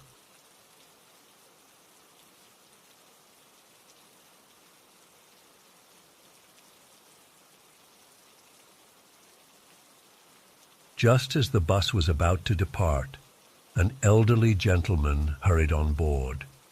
He was tall and thin, with wispy white hair and wire-rimmed glasses. Despite his age, he moved with surprising agility. The old man made his way down the aisle and stopped right next to the young guy's seat. "Mind if I sit here, son?" he asked in a gentle voice. The young man looked up, startled. Sure," he mumbled, shifting over to make room. As the bus pulled away from the station, I couldn't help but observe the odd pair. The elderly man chatted easily, while the younger one seemed tense and uncomfortable. I figured they must be strangers, the classic talkative old guy, trapped younger seatmate dynamic you often see on public transport. But as the night wore on, things got weird, really weird. A couple hours into the trip, I got up to use the restroom. As I walked past their row, I overheard a snippet of conversation that made me pause. "I know you're worried about the interview, Tommy," the old man was saying. "But you'll do great. You've always had a knack for computers, just like your father." Tommy. The name tugged at my memory. Hadn't the elderly passenger called the young guy son earlier? But this sounded more like a grandfather talking. On my way back to my seat, I glanced over again. The old man caught my eye and gave me a friendly nod. There was something oddly familiar about his face, but I couldn't place it. As the night deepened, most passengers drifted off to sleep, but I found myself wide awake, inexplicably unsettled. I kept stealing glances at the mismatched pair a few rows up. The young man, Tommy, had finally relaxed a bit. He was showing the older guy something on his phone, gesturing excitedly. The grandfather listened attentively, beaming with pride. Around 2 a.m., we stopped at a rest area in Pennsylvania. As passengers shuffled off to stretch their legs, I noticed Tommy head to the snack machines alone. The old man stayed behind. When Tommy returned, clutching a bag of chips, he paused in the aisle. For a moment, he stared at the empty seat beside him, looking confused. Then he shook his head and sat back down. My skin prickled. What was going on? As we rolled back onto the highway, I watched Tommy more closely. He seemed agitated again, muttering to himself and running his hands through his hair. But the seat next to him remained empty. Just as I was starting to think I'd imagined the whole thing, the old man reappeared. He came walking down the aisle from the back of the bus, smiling and nodding at other passengers as he passed. But no one reacted to him. Not a single person looked up or moved aside. My heart began to race. This couldn't be happening. The elderly man slipped back into his seat next to Tommy. Immediately, the young man's posture relaxed. He turned to his companion, lips moving in conversation I couldn't hear. I squeezed my eyes shut, willing myself to wake up from this dream. But when I looked again, the scene was unchanged. For the next few hours, I watched in mounting horror as the ghostly grandfather comforted and encouraged his oblivious grandson. Sometimes he would vanish for a while, only to reappear in a different part of the bus. Once, I saw him standing in the aisle, gazing out the window at the pre-dawn landscape rushing by. No one else seemed to notice him, not the driver, not the other passengers, not even Tommy when the old man wasn't directly interacting with him. It was as if he existed in some in-between state, visible only to me and partially to his grandson. As sunrise painted the sky in shades of pink and gold, we entered New Jersey. The bus grew livelier as people began to stir. I hadn't slept a wink, my mind reeling from the impossible things I'd witnessed. We were about an hour outside New York when it happened. The old man stood up suddenly, patting Tommy on the shoulder. "Well, this is where I get off, son. You'll do just fine in that interview. Remember what I taught you. Be confident, speak clearly, and let your passion shine through." Tommy nodded, smiling. "Thanks, Grandpa. I'm glad you were here." My breath caught in my throat, so I hadn't imagined it. This really was Tommy's grandfather. But how? The old man walked to the front of the bus. For a moment he turned and looked directly at me. His eyes twinkled with a knowing gleam.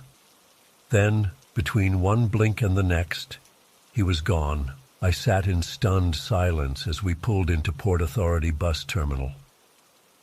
As passengers began gathering their belongings, I watched Tommy stand and stretch. He looked around in confusion, as if he'd lost something. Then he shrugged, grabbed his backpack, and joined the line of people exiting the bus. I hung back, my legs shaky. As I finally stepped onto the sidewalk, the crisp morning air helped clear my head a bit, but I still felt dazed, struggling to process what I'd experienced. Part of me wanted to run after Tommy, to ask him about his grandfather, but what would I even say? "Hey, I saw your dead grandpa's ghost on the bus all night?" He'd think I was insane. As I hailed a taxi to my hotel, my mind raced. Had I really seen a spirit, or was it all just a hallucination brought on by exhaustion and the liminal space of nighttime travel? But deep down, I knew. Whatever I'd witnessed on that bus was real. Somehow, someway, a loving grandfather had found a way to be there for his grandson when he needed support most. I've taken many bus trips since that night, but I've never again experienced anything like those surreal hours with Tommy and his spectral guardian. Sometimes I wonder if I ever will.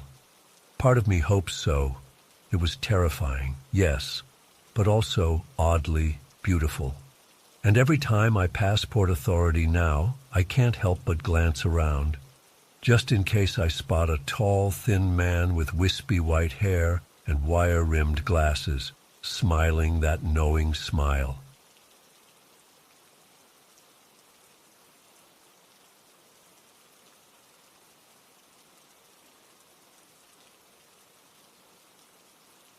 It all started when Emilio turned 7.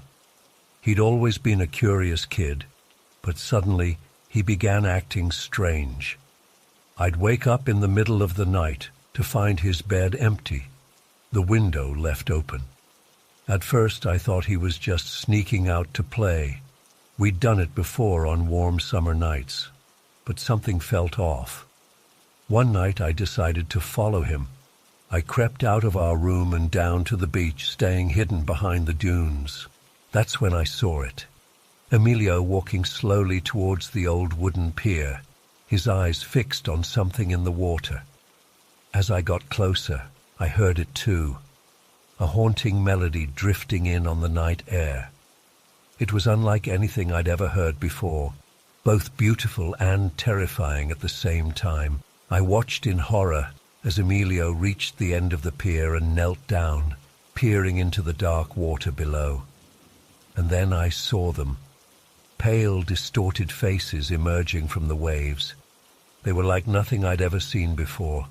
Not quite human, not quite fish. Their eyes were huge and bulging, their mouths filled with razor-sharp teeth. Webbed hands reached up towards my brother, and I had to bite back a scream. But Emilio wasn't afraid. He smiled and reached out to touch one of the creatures, as if greeting an old friend. They spoke to him in a language I couldn't understand, all clicks and whistles that somehow seemed to make sense to my little brother. I was frozen in place, unable to move or call out. After what felt like hours, Emilio finally stood up and made his way back to shore. The creatures sank back beneath the waves, but I could still feel their eyes on me as I raced home, my heart pounding in my chest. The next morning, I tried to talk to Emilio about what I'd seen, but he just looked at me with confusion. "I don't know what you're talking about," he said. "I was in bed all night."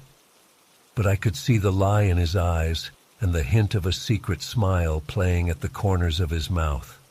I didn't know what to do. I couldn't tell our parents. They'd never believe me. And part of me was afraid of what might happen if I tried to stop Emilio from going to the pier. So I watched and waited, following him night after night as he met with those things in the water. As the weeks went by, I noticed changes in my brother. His skin took on a pale, almost greenish tint. His eyes seemed to grow larger, and I swore I could see the beginning of webbing between his fingers. He spent more and more time in the bathtub, and I'd often find him staring longingly out at the sea. I knew I had to do something, but I didn't know what. That's when I overheard old Tom, one of the village fishermen, talking to my father. "It's happening again," he said in a low, worried voice. "Just like it did 30 years ago. The children are being called." My father tried to brush it off, but I could see the fear in his eyes. Later that night, I snuck out to old Tom's house and begged him to tell me what he meant. The old man sighed heavily and invited me inside. "It's an old story," he began, his weathered hands wrapped around a mug of strong tea. "Every few decades the sea folk come. They lure our children away with their songs and promises of a magical underwater world, but those who go never return." I felt my blood run cold. "What happens to them?" Old Tom shook his head sadly. "No one knows for sure. Some say they become like the sea folk themselves. Others say, well, best not to think about it."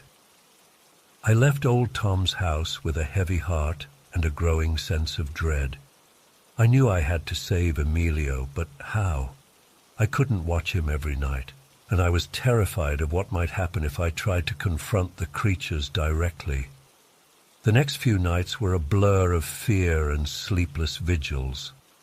I tried everything I could think of to keep Emilio in bed, hiding his shoes, locking the window, even tying a bell to his ankle. But somehow he always managed to slip away. It all came to a head on a stormy night in late autumn. The wind howled outside our window, and the waves crashed against the shore with a fury I'd never seen before. I woke with a start, somehow knowing that this was it. This was the night they would try to take Emilio for good. I raced down to the beach, my bare feet slipping on the wet sand. The pier creaked and groaned under the assault of the waves, and I could barely make out Emilio's small form at the end of it. The sea was churning with pale bodies, their arms reaching up towards my brother. "Emilio!" I screamed, my voice nearly lost in the roar of the storm. "Emilio, come back!"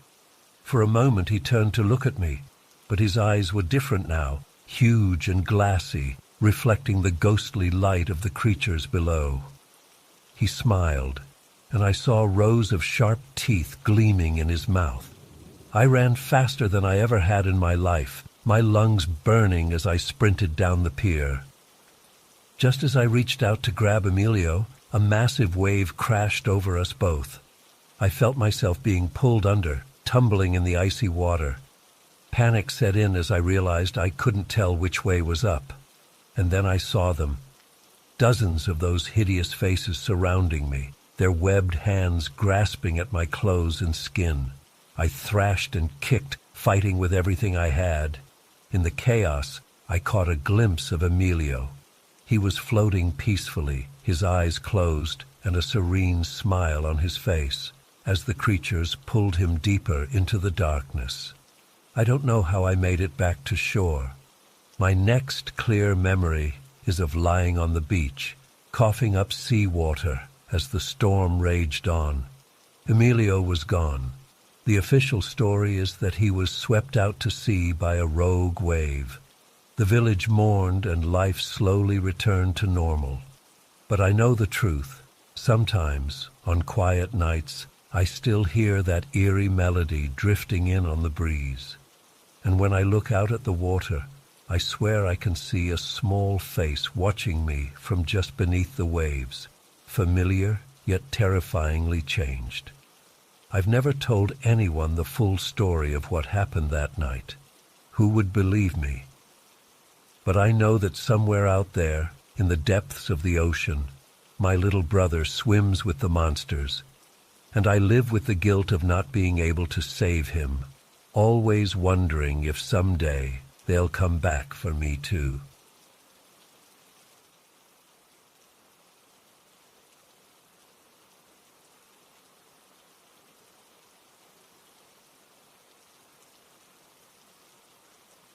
I was always fascinated by the mysteries hidden in the ancient mountains of South America.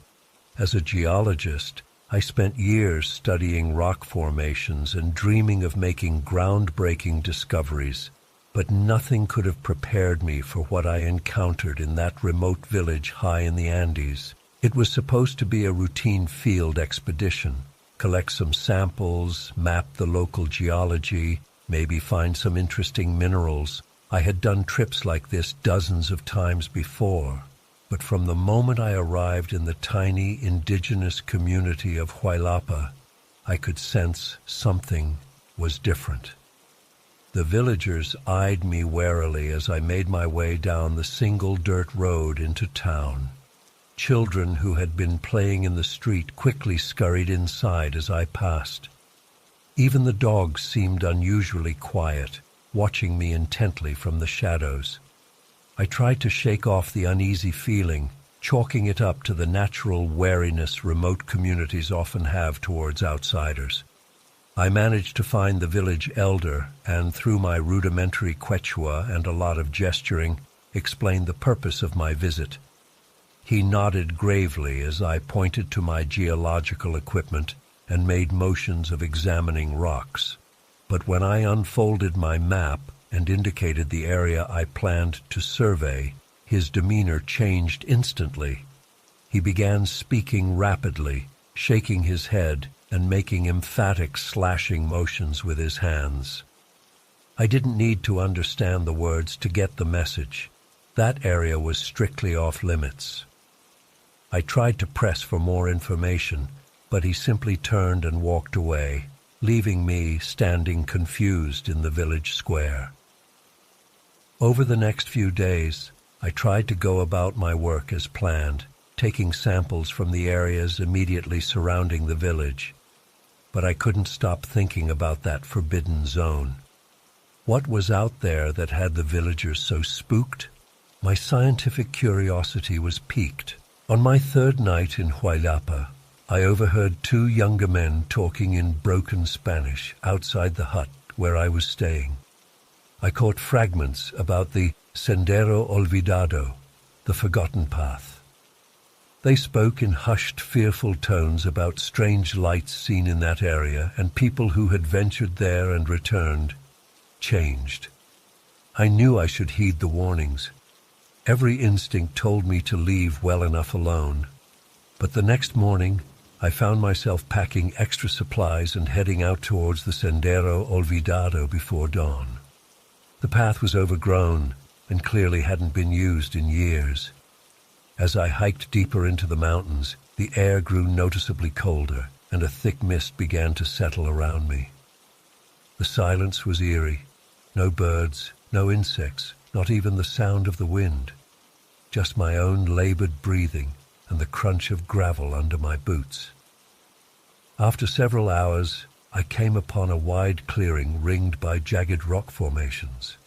In the center stood a crumbling stone altar, covered in strange symbols I didn't recognize. Scattered around were bits of clay pottery, bleached animal bones, and what looked like the remains of ancient fire pits. My heart was racing as I examined the scene. This was clearly the site of some kind of ritual, possibly dating back centuries. But there was something else, a palpable sense of wrongness that I couldn't explain. The air felt thick and oppressive, like the moment before a thunderstorm. I took some photos and samples, working as quickly as I could. But as I was packing up my gear, I noticed something glinting in the dirt near the altar. I brushed away the soil to reveal a small gold figurine, intricately carved in the shape of a snarling feline. Without thinking, I pocketed it. That was my first mistake. As I made my way back down the mountain, the mist grew so thick I could barely see 10 feet in front of me. Several times I lost the trail completely, stumbling through the underbrush. The temperature plummeted, and an unnatural darkness fell, even though it was barely mid-afternoon. When I finally staggered back into the village, exhausted and disoriented, the reaction of the locals chilled me to the bone. Women grabbed their children and hurried inside. Men crossed themselves and muttered prayers. The elder who had warned me off initially just stared at me with a mixture of fear and pity. That night, things got even stranger. I woke suddenly around midnight, with the distinct feeling I was being watched. Peering out the window of my hut, I saw a group of figures standing motionless at the edge of the village, all wearing elaborate animal masks. In the moonlight, their eyes seemed to glow with an otherworldly light. I blinked and rubbed my eyes, sure I must be dreaming. But when I looked again, they were still there. As I watched, paralyzed, they began to sway rhythmically, chanting in a language I didn't recognize. The sound made my skin crawl. Suddenly, there was a soft knock at my door. I nearly jumped out of my skin. Cautiously, I opened it to find a wizened old woman standing there. Without a word, she pressed something into my hand, a small leather pouch on a cord. Then she was gone, melting into the shadows. Inside the pouch was a crude stone amulet, carved with symbols similar to those I had seen on the altar. A wave of dizziness washed over me as I held it. For a brief moment, I thought I heard whispering voices, speaking words just beyond my comprehension. I barely slept for the rest of the night. When dawn finally broke, I hurriedly packed my things, desperate to get out of Huaylapa and back to civilization. As I was loading my jeep, the village elder approached. He spoke just 2 words in heavily accented English. "It follows." The drive back to Cusco was a blur. I kept checking the rearview mirror, unable to shake the feeling that something was pursuing me. More than once, I thought I glimpsed masked figures standing by the roadside, but they would vanish when I looked again. Even after I returned home, the strangeness persisted. My dreams were plagued by visions of that mountain clearing and the chanting figures. I would wake in a cold sweat, certain that something was lurking in the dark corners of my bedroom. The samples I collected yielded nothing unusual under analysis. The photos from the site came out blurry and indistinct. I still have the gold figurine and the stone amulet, but I'm afraid to look at them too closely. Sometimes I think I hear them whispering to each other late at night. It's been months now, and I still can't shake the feeling that I brought something back with me from the Sendero Olvidado. Something ancient and hungry that's been waiting a very long time to be rediscovered. I catch glimpses of it out of the corner of my eye. A fleeting shadow, a flash of yellow eyes, gone before I can focus on it. I've tried to research the history of the area, looking for any clues about what I might have encountered. But information is scarce, and what little I've found is vague and contradictory. There are hints of a long-forgotten cult, of rituals to appease dark forces that dwell in the mountains, but nothing concrete. The amulet the old woman gave me seems to offer some protection. When I wear it, the shadows retreat and the whispering fades, but I can feel it growing weaker, its power ebbing away. I don't know what will happen when it fails completely. I should have listened to the warnings. I should have left the Sendero Olvidado to its secrets. But it's too late now. Whatever I awakened there has marked me, claimed me, and I fear it's only a matter of time before it comes to collect. So I'm sharing my story as a warning to others. There are places in this world that should remain undisturbed, mysteries better left unsolved. The Sendero Olvidado is one of them. If you ever find yourself in those mountains, heed the locals' warnings. Don't let curiosity overcome caution, because once you step onto that forgotten path, there's no turning back. I don't know what the future holds for me, but I do know that I'll never be free of what I experienced in Huaylapa. The Sendero Olvidado may be forgotten by most, but it will haunt me for the rest of my days. And in my darkest moments, I fear those days may be numbered. So if you're reading this and you're planning a trip to the Andes, or any other remote area steeped in ancient mysteries, think twice. Some secrets are meant to stay buried. Some paths are meant to remain untrodden. Learn from my mistake before it's too late.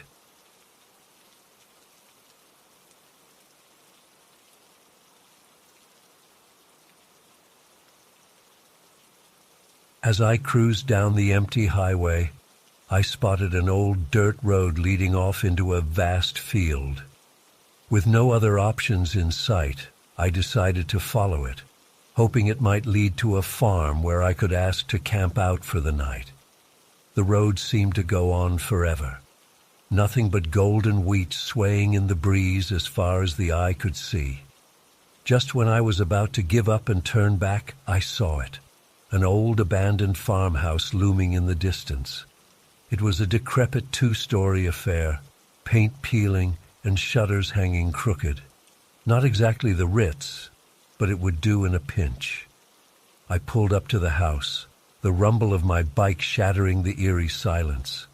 As I killed the engine, a feeling of unease settled over me. Something about this place felt off.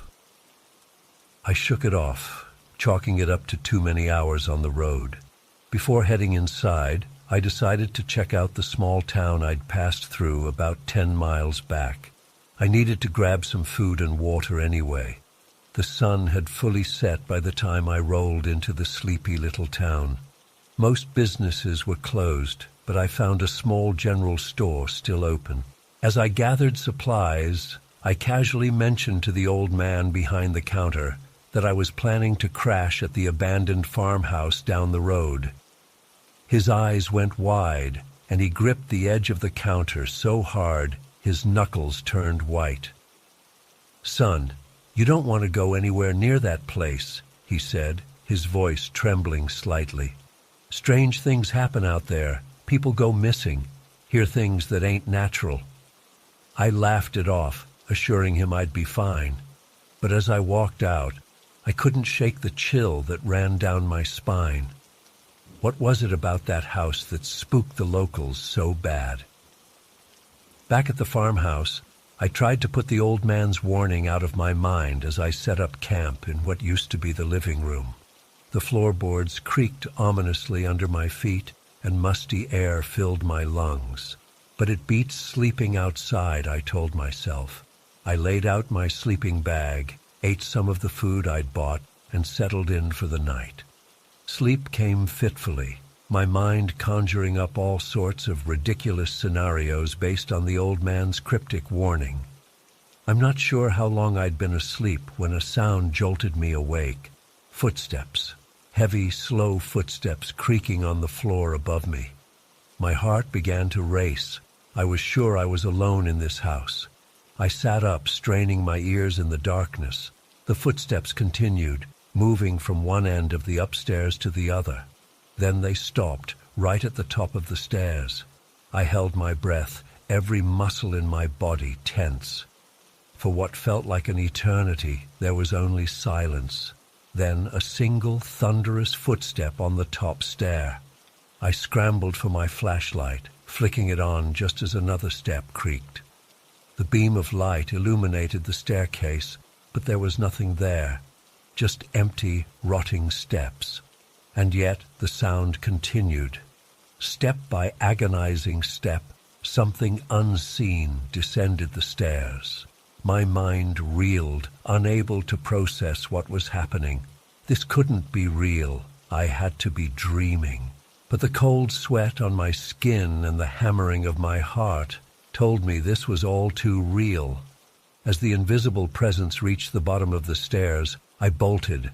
I didn't even bother to grab my stuff. I just ran, bursting out the front door into the cool night air. Outside wasn't much better. As my eyes adjusted to the darkness, I saw shapes moving in the wheat field. Tall, unnaturally thin silhouettes gliding between the stalks. They seemed to be closing in on the house, on me. I sprinted to my bike, fumbling with the keys as I tried to start it. The engine roared to life and I tore down the dirt road, not daring to look back. The shapes in the field seemed to be keeping pace, always just at the edge of my vision. As I hit the main road, I thought I was in the clear, but then something darted out in front of me, a humanoid figure, but wrong somehow. Its limbs were too long, its movements jerky and unnatural. I swerved hard, nearly laying the bike down as I narrowly avoided it. I rode hard through the night, not stopping until the sun began to peek over the horizon. Only then did I pull over at a truck stop, my hands shaking as I tried to process what I'd seen. To this day, I can't explain what happened at that farmhouse. Was it all in my head? Some kind of mass hallucination brought on by exhaustion? Or was there really something supernatural out there in that lonely field? All I know is I'll never forget the terror of that night. The sound of those footsteps coming down the stairs, the shapes moving in the wheat, and that thing that ran out in front of my bike. Sometimes, late at night, I still hear those heavy footsteps in my dreams. I've tried to research the history of that house to find some explanation for what I experienced, but there's surprisingly little information available. It's as if the locals have collectively decided to pretend it doesn't exist. The few scraps I've managed to find are troubling. There are whispered stories of disappearances over the years, of strange lights seen in the fields at night, of inhuman screams echoing across the prairie. One account, from a farmer in the 1950s, described seeing men made of shadow walking through his wheat field, leaving no trace behind. Another, from a teenager in the 80s, talked about a friend who went missing after they dared each other to spend the night in the house. But it's all hearsay and urban legend. Nothing concrete, nothing that explains what I saw and heard that night. I've thought about going back, trying to face my fears and get some answers, but every time I consider it, I remember the pure, primal terror I felt. The certainty that if I had stayed in that house even a minute longer, something truly horrific would have happened. so I stay away. I avoid long solo road trips now, especially through rural areas, and I never ever spend the night in abandoned buildings. Some doors once opened can never be fully closed again, and some mysteries are better left unsolved. But I can't help but wonder, how many others have stumbled upon that house over the years? How many have experienced what I did, or worse? And what really lurks in those wheat fields when the sun goes down? I may never know the answers, but one thing's for certain. I'll never forget that night. The night I learned that sometimes the old stories and warnings exist for a reason. That there are places in this world where the veil between realities is thin and things beyond our understanding can slip through. If you're ever driving through the Midwest and come across a lonely farmhouse standing in a sea of wheat, do yourself a favor. Keep driving. Don't let curiosity get the better of you. Because some places are meant to be left alone, and some experiences are better left in the realm of nightmares.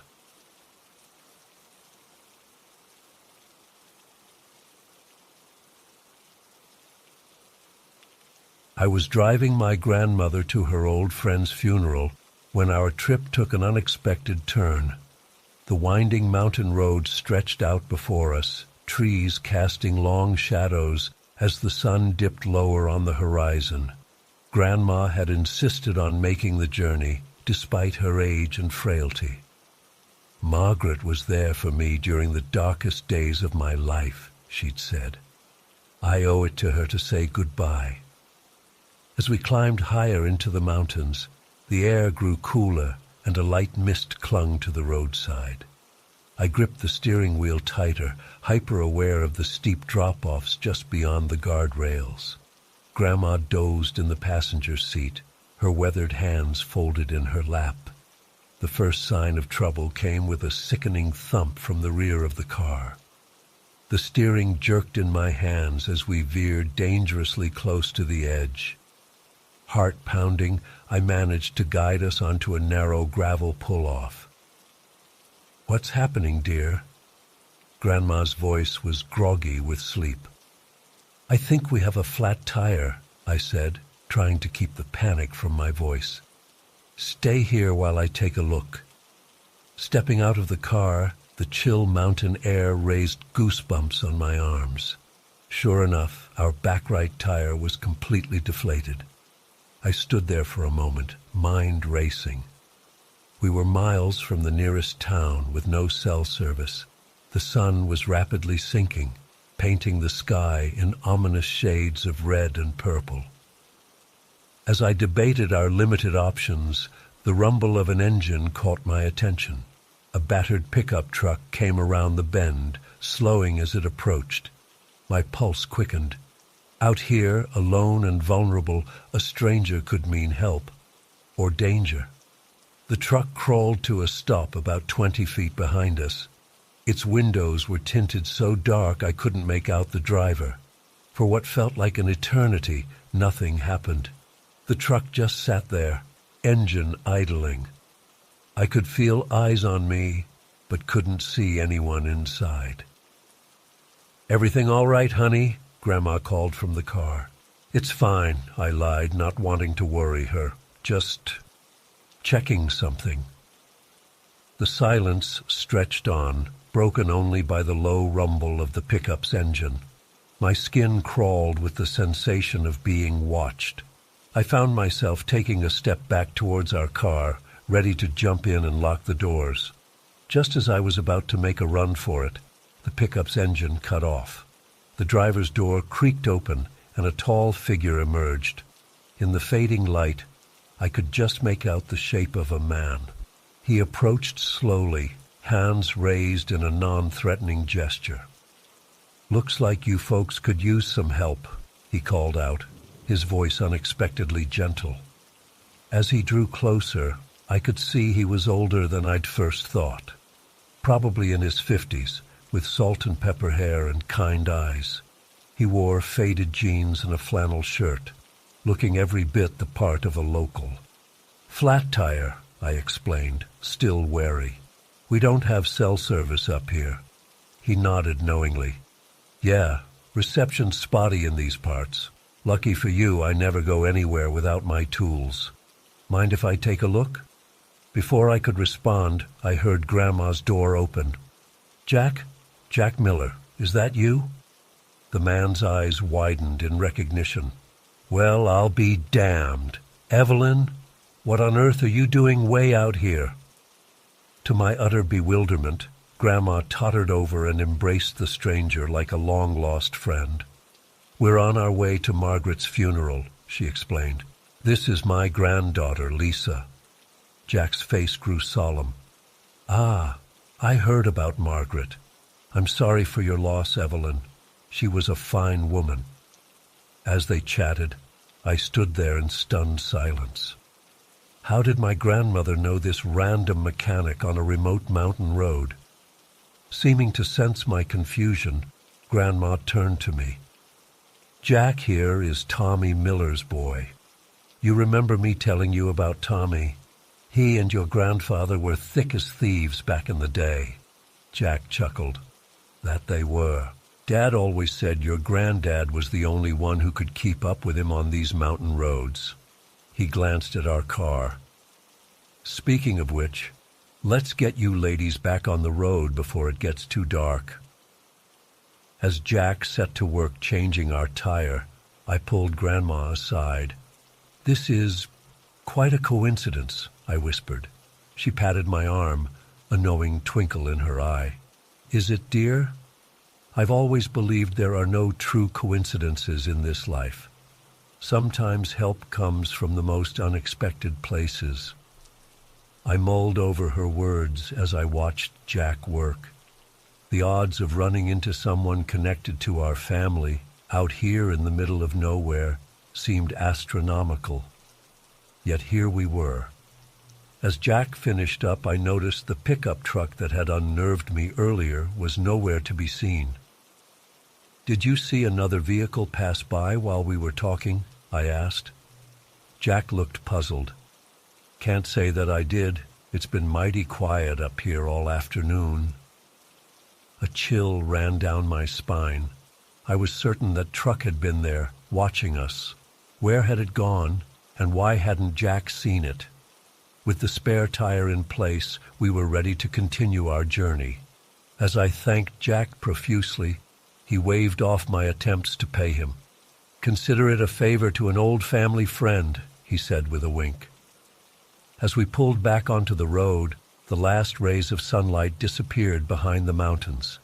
I couldn't shake the feeling that something truly strange had transpired. The menacing truck, Jack's timely arrival, my grandmother's cryptic words about coincidences. It all swirled in my mind. "Grandma," I said hesitantly, "do you really think it was just chance that Jack showed up when we needed help?" She was quiet for a long moment, gazing out at the darkening landscape. When she spoke, her voice was soft, but filled with conviction. "I've lived a long life, dear. I've seen things that can't be explained by mere chance or coincidence. Sometimes I think there are forces at work in this world that we can't begin to understand." I thought about the unseen driver in the pickup watching us. Had that been a threat? And if so, had Jack's arrival somehow averted danger? The idea sent a shiver through me. "Your grandfather always said these mountains had their own kind of magic," Grandma continued. "He believed they looked after those who respected them. Maybe he was right." As if on cue, the mist that had been clinging to the roadside began to thicken. It swirled around our car, creating an otherworldly atmosphere. For a moment, I could have sworn I saw shapes in the fog, guardian spirits of the mountains, perhaps. I shook my head, chalking it up to an overactive imagination fueled by the day's strange events. Yet as we continued our drive, I couldn't shake the feeling that we were being watched over, protected on our journey. We arrived at our destination without further incident, the strange encounter on the mountain fading like a half-remembered dream. But in quiet moments, I often find myself thinking back to that day, about the menacing truck that vanished into thin air and the timely arrival of a helper with ties to our past. Was it all just an improbable series of